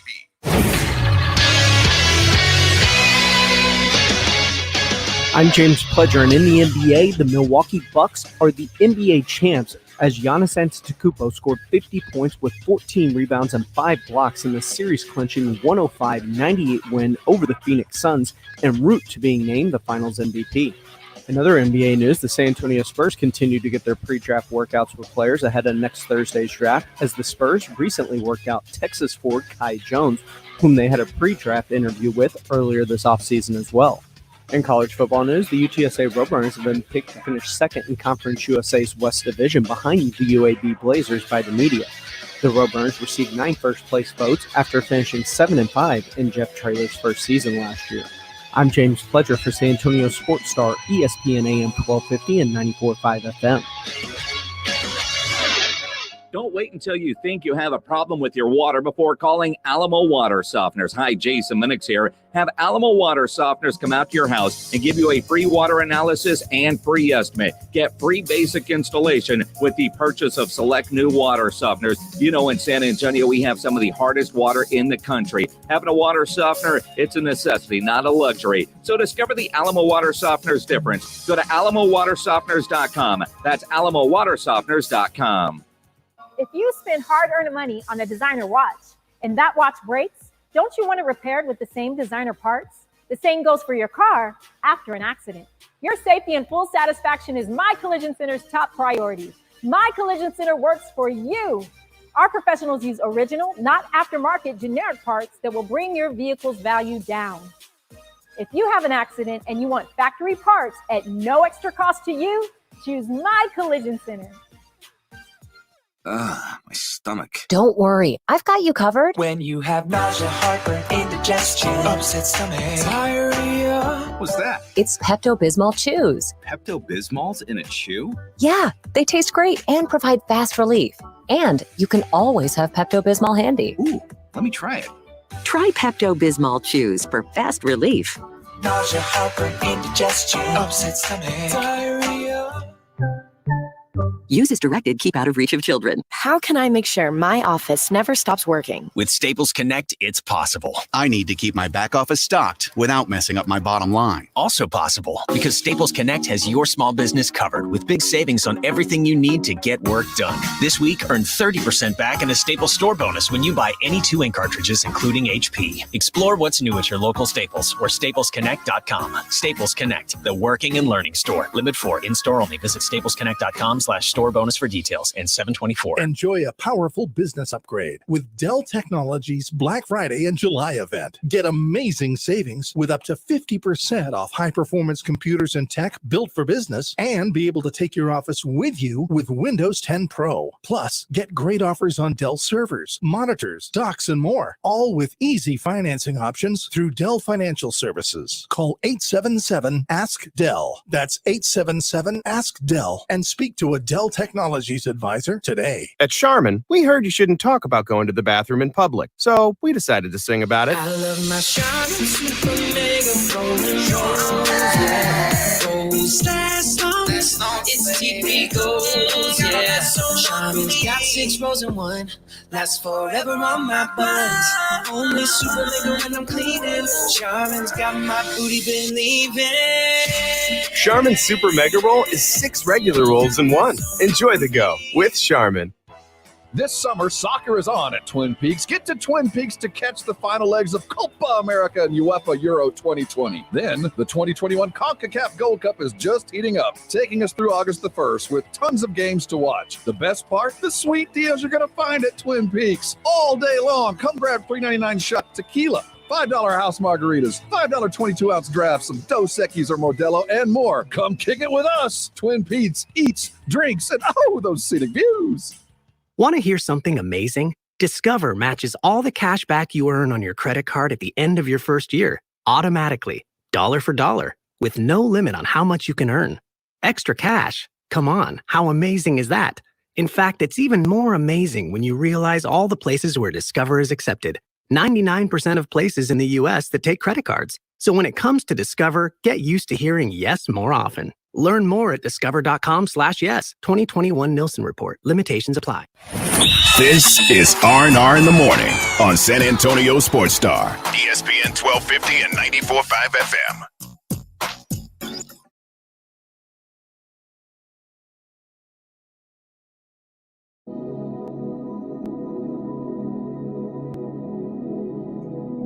I'm just waiting to hear what the bump is. You're on R&R in the Morning. He's Rudy J. I'm Rob Thompson. Carl Schoening. You don't hear it? I hear it. Oh, this is the theta waves or whatever this is. Okay, let me listen.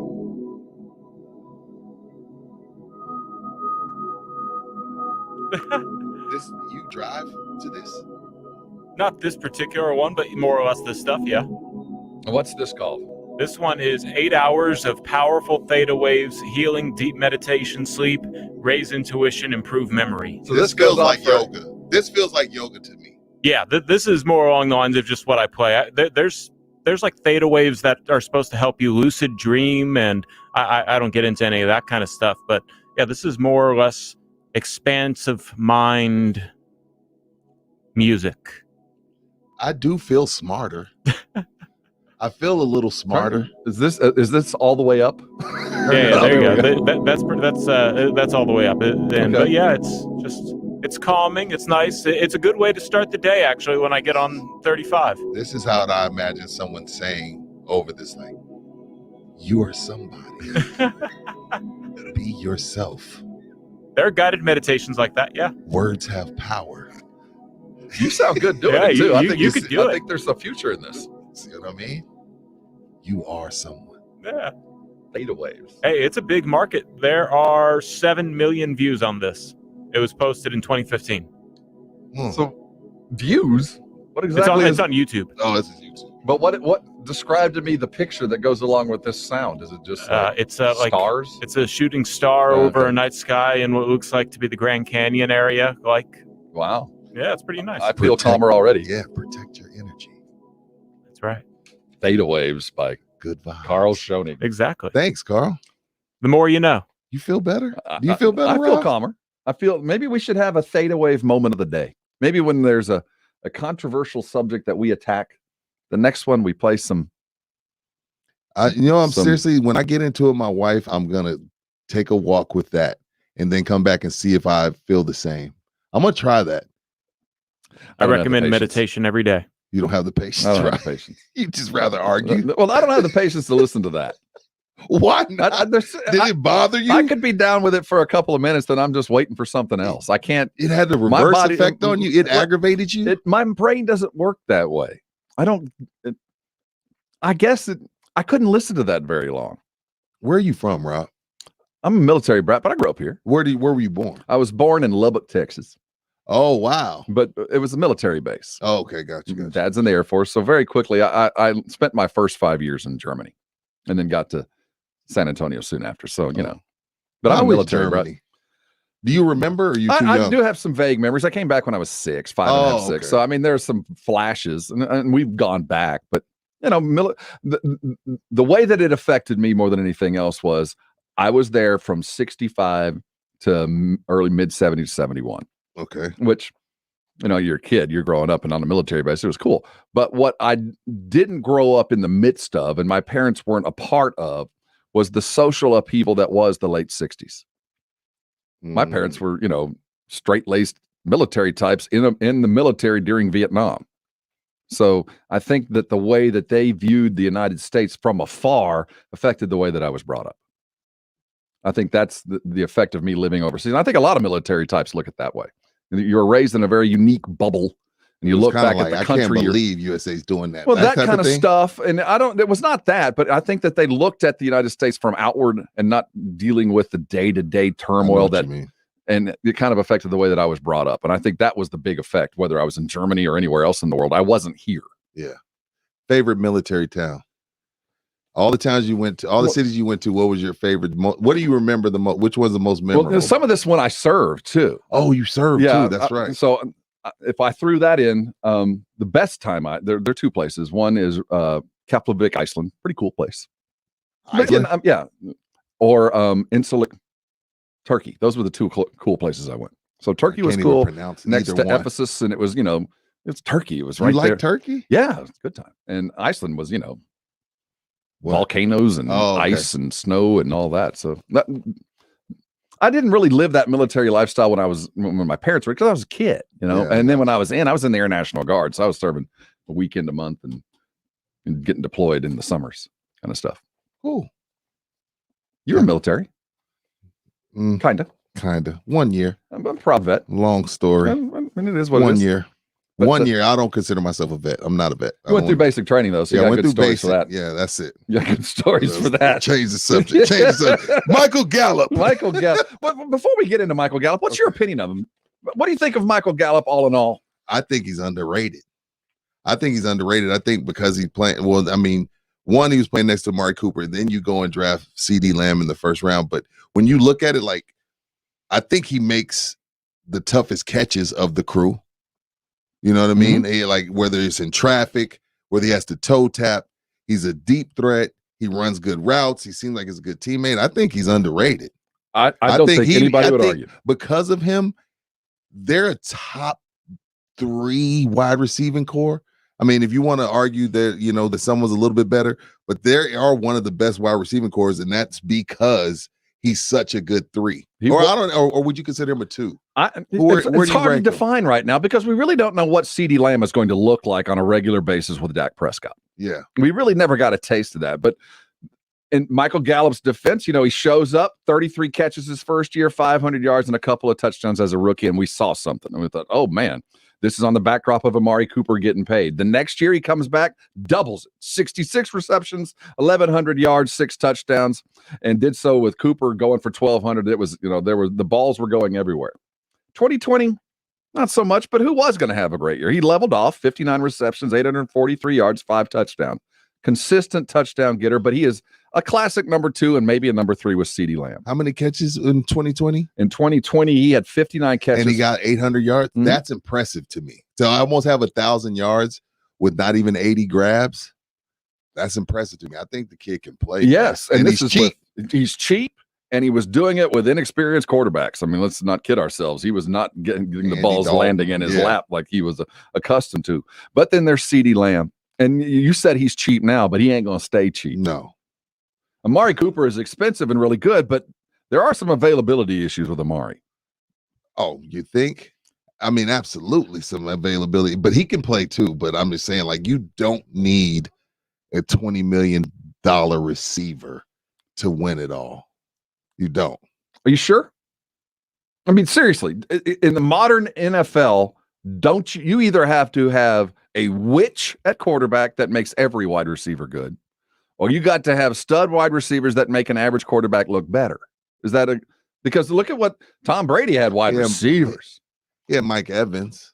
I don't know if Goodwin at is Tampa, but when he was in New England, he didn't have wide receivers. He No. was a witch.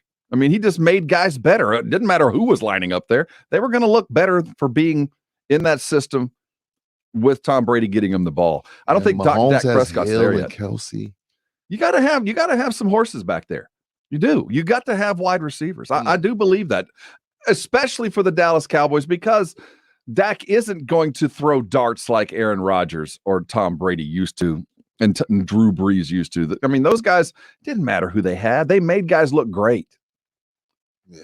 I don't think Dak makes guys look great yet. He might, but I think you need to be really good to play with Dak. No, yes, absolutely. Right. Yeah, absolutely. I feel you on that one. But Amari, I mean, there's been some critical plays where he's just not even on not even on the the field. coaching staff don't even have him on the field. So I'm like, okay, we're giving this guy $20 million and it's the biggest play of the season, and the coaching staff elects not to have him on the field. I have questions. It's going to be interesting to watch. He's 25. Gallup? Yeah, he's young. Okay. What happens if he has the kind of season that I expect all 3 wide receivers to have? He's cheaper. Do the Cowboys dump Cap in Cooper, despite the fact that I think anybody would tell you that physically he's more gifted, that his ceiling will remain higher than Gallup's ever will, but he's cheaper. And CeeDee Lamb, if he is that slot receiver that I think he's going to be and be electric, maybe that electricity that Cooper's been able to offer isn't going to be that important anymore. Now, is Gallup, is he getting the right? Is he like Juju? Meaning like, yeah, Juju was great when Antonio Brown was there. Is Gallup going to be, if you were to let Amari Cooper go, does Gallup still look the same? I don't know. I think you hit the nail on the head, and that's going to be up to McCarthy and Kellen Moore to find out that answer. Is he Juju? Is he just a product of the double team going elsewhere? Because I don't think he is. I really don't. I think that he is a legitimate, very good wide receiver that runs better routes than most, not as good as some, that has as good a hands as anybody, but isn't going to be the guy that roasts you for 18 catches in a game. He's never going to be that guy, and that offense isn't going to be set up that way. I honestly believe that Amari Cooper in the long run is going to end up being a Dallas Cowboy until he decides to retire. He feels like a Jerry guy to you? He feels like a Jerry guy, and Jerry spent a lot of capital to go get him, trading a number 1, which is always tough to do, and I think that alone is enough to keep him around the Cowboys for at least a year longer than he probably should whenever that year comes. I don't think it's there yet, but I do think that because they spent so much capital on him, some of the questions that should have been asked of what is up with Cooper haven't been asked. Okay. I have some questions about his want to. My biggest question, and again, we have time to get into it, is what will Zeke's role be? Like, when you give a quarterback the money that you gave Dak, I don't think you give it to him to turn around and hand the ball off. But I think as a whole, it would benefit the team more if Zeke has a bigger role. But I feel like, look, we paid Dak. We want to see him work, not hand the ball off. So It's just going to be an interesting season all the way around for the Cowboys in my eyes. Jeff Saturday was on either Greeny or Get Up or whatever Jeff Saturday does, and he brought up something really important that applies to the Dallas Cowboys last year and to this. He was talking about defenses, and I don't know if he was applying it to the Dallas Cowboys defense, but in general, he was saying a defense's best friend, the entirety of the defense, their best friend is a great running game. Absolutely. At the end of the day, you run the game, you keep us off the field, we're rested when we get there, we are going to be your best friend too. And I believe that. And last year is a great case in point for a lot of reasons. Cowboys couldn't run the ball. They couldn't control the clock. Hence, that defense is on the field. Hence, they're giving up 38 points a game. So you could count that back and say, you run the ball, Zeke gets 1,500 yards. That answers half the questions the defense were trying to deal with anyway. I don't care who the coordinator is. You hold the ball 8 more minutes a game, our defense is going to be automatically better. But this offense is not structured to do that. So you don't think, even though Zeke's in this great shape that I heard you and Minix talking about, like he's in great shape. He looks good. But you just feel like this offensive line, they're just not going to have a good running game. When you have banged up tackles, do you want to run the ball to protect them, or do you pass block to protect them from injury, to keep them on the field? I don't know. I would assume pass blocking is a little less dangerous than drive blocking and coming across all that. So you think to protect the safety of those tackles, probably a few more balls thrown than run, just because you want to keep them on the field. Yeah. We're going to put a bow on the show, get you ready for Greeny. This is San Antonio Sports Star, ESPN AM 1250 and 94.5 FM, R&R in the morning. We'll return next. Ribs, burgers, chicken. Submit what you cooked on the grill or smoker, and you can win a $50 gift card from Tri-County Meat Market. Grilling with the Blitz. Online at sasportstar.com.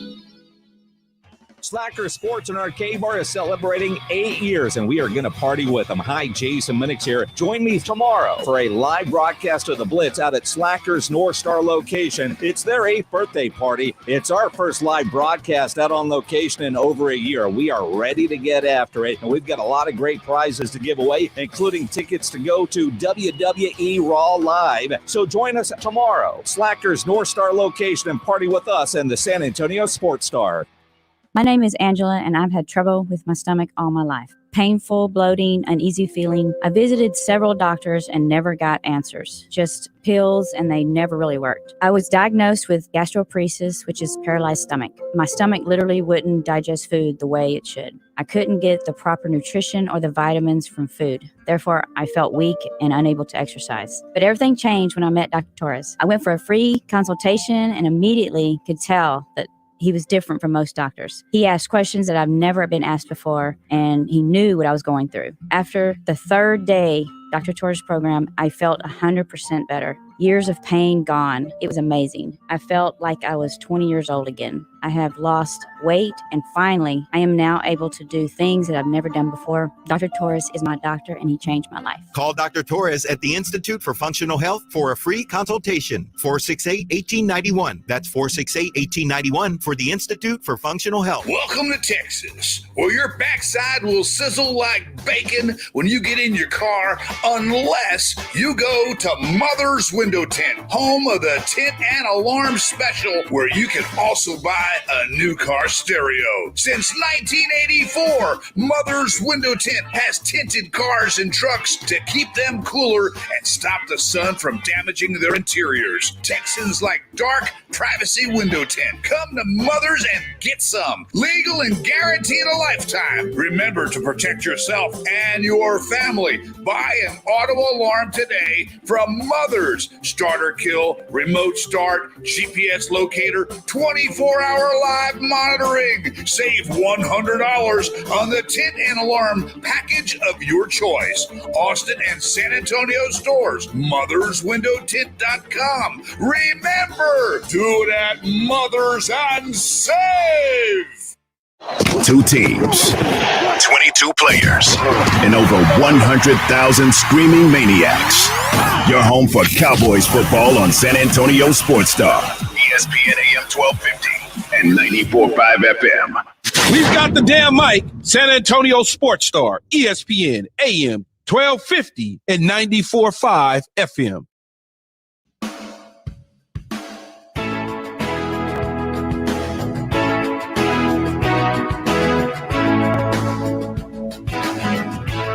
It's R&R in the morning.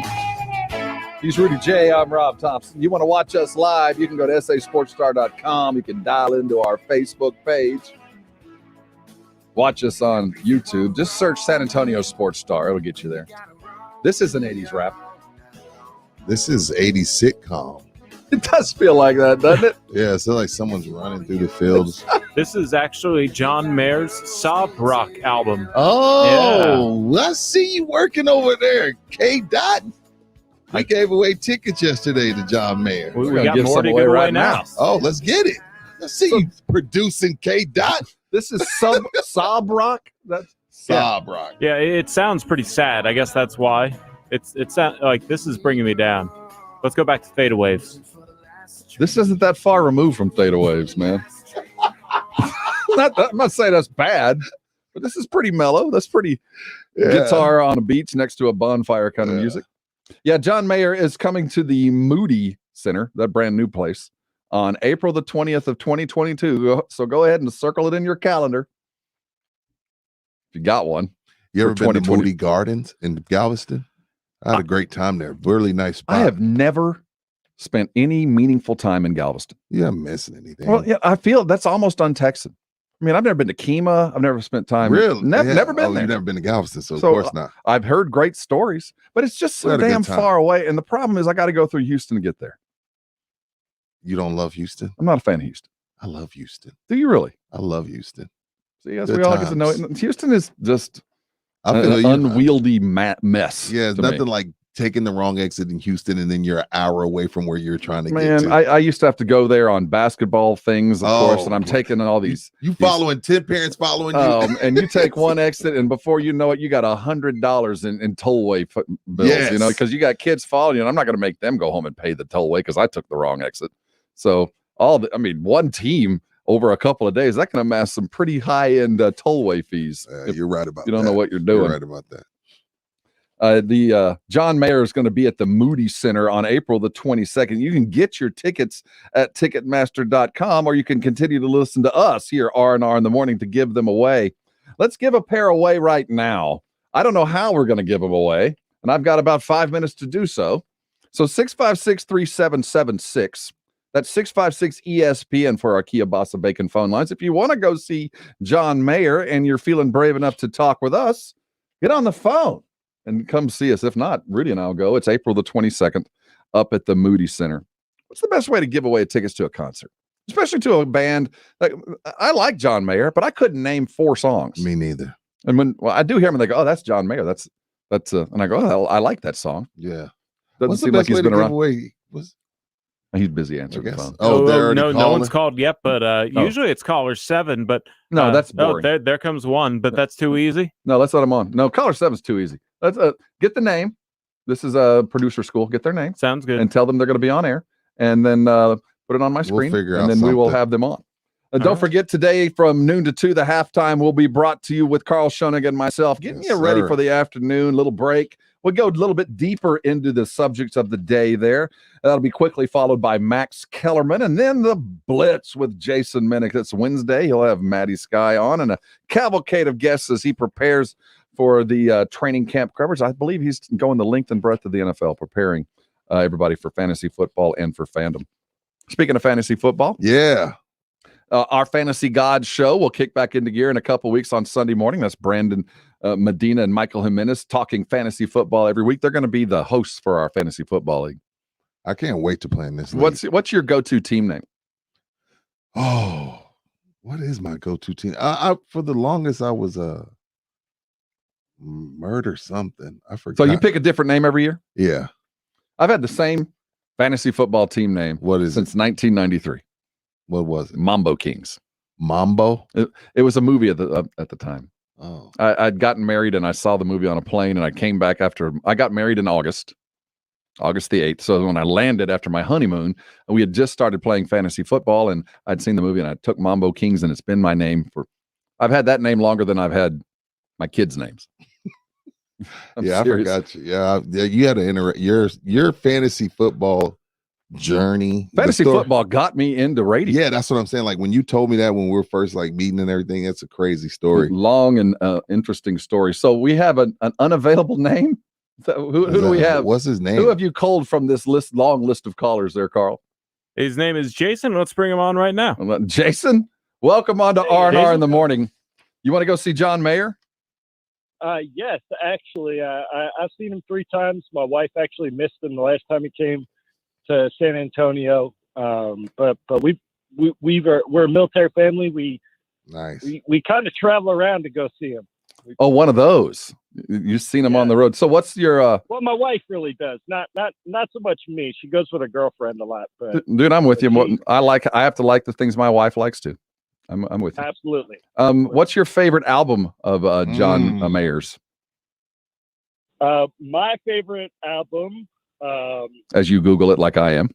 No. So I'm an originalist, but not necessarily the first album. Your Body's a Wonderland. I'm not really down with that. He doesn't really like to play it that much, but San Antonio types they like it.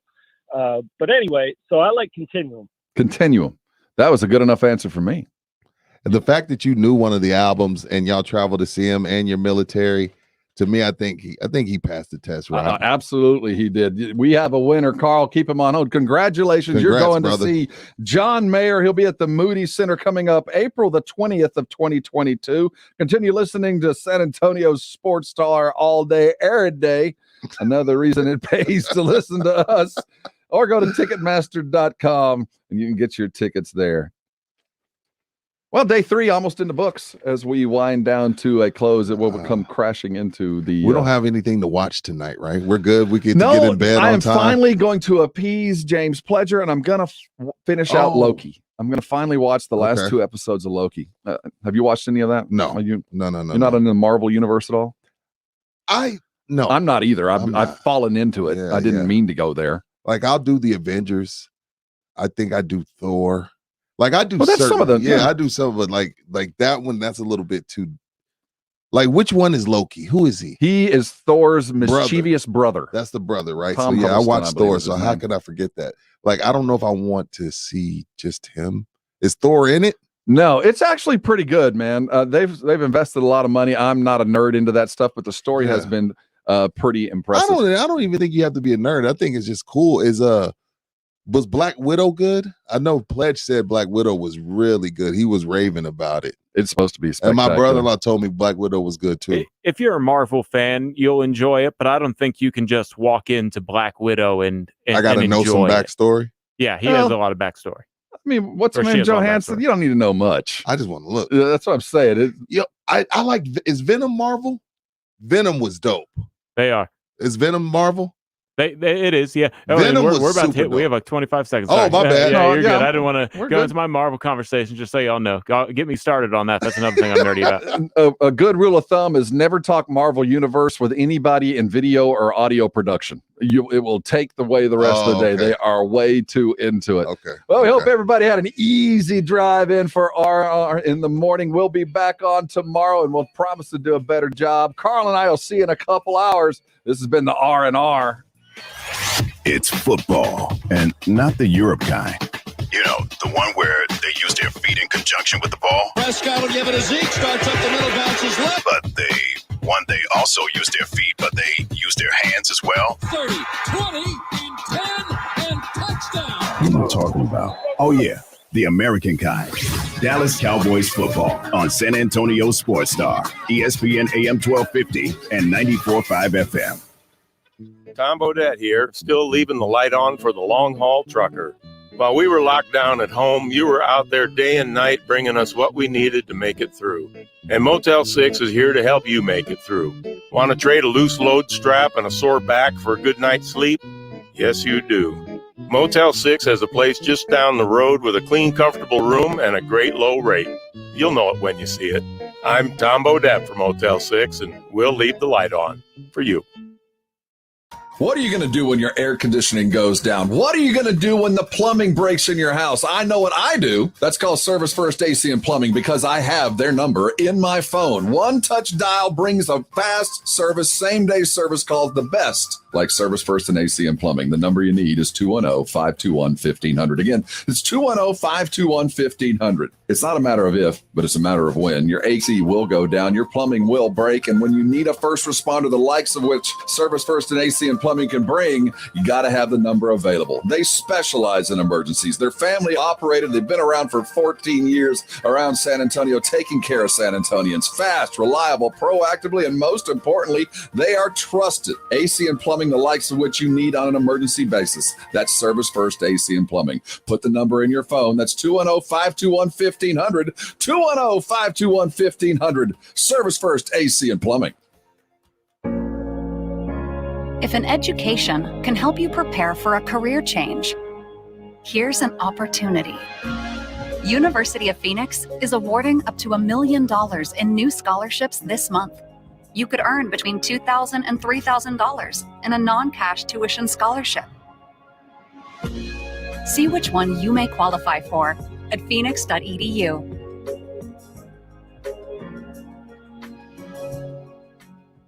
What if I told you you could save 50% off your monthly cell phone bill without sacrificing your service? This is Jill Schlesinger, CBS News business analyst, and I'm talking about H2O Wireless. If you're with AT&T, Verizon, T-Mobile, you're just paying too much. Listen to this. You can get unlimited talk, text, and 15 gigs of data for just $36 a month. That means the average person is probably saving $400 a year. You might use that to fund your emergency reserve fund or pay down some credit card bills or put some money in your retirement plan.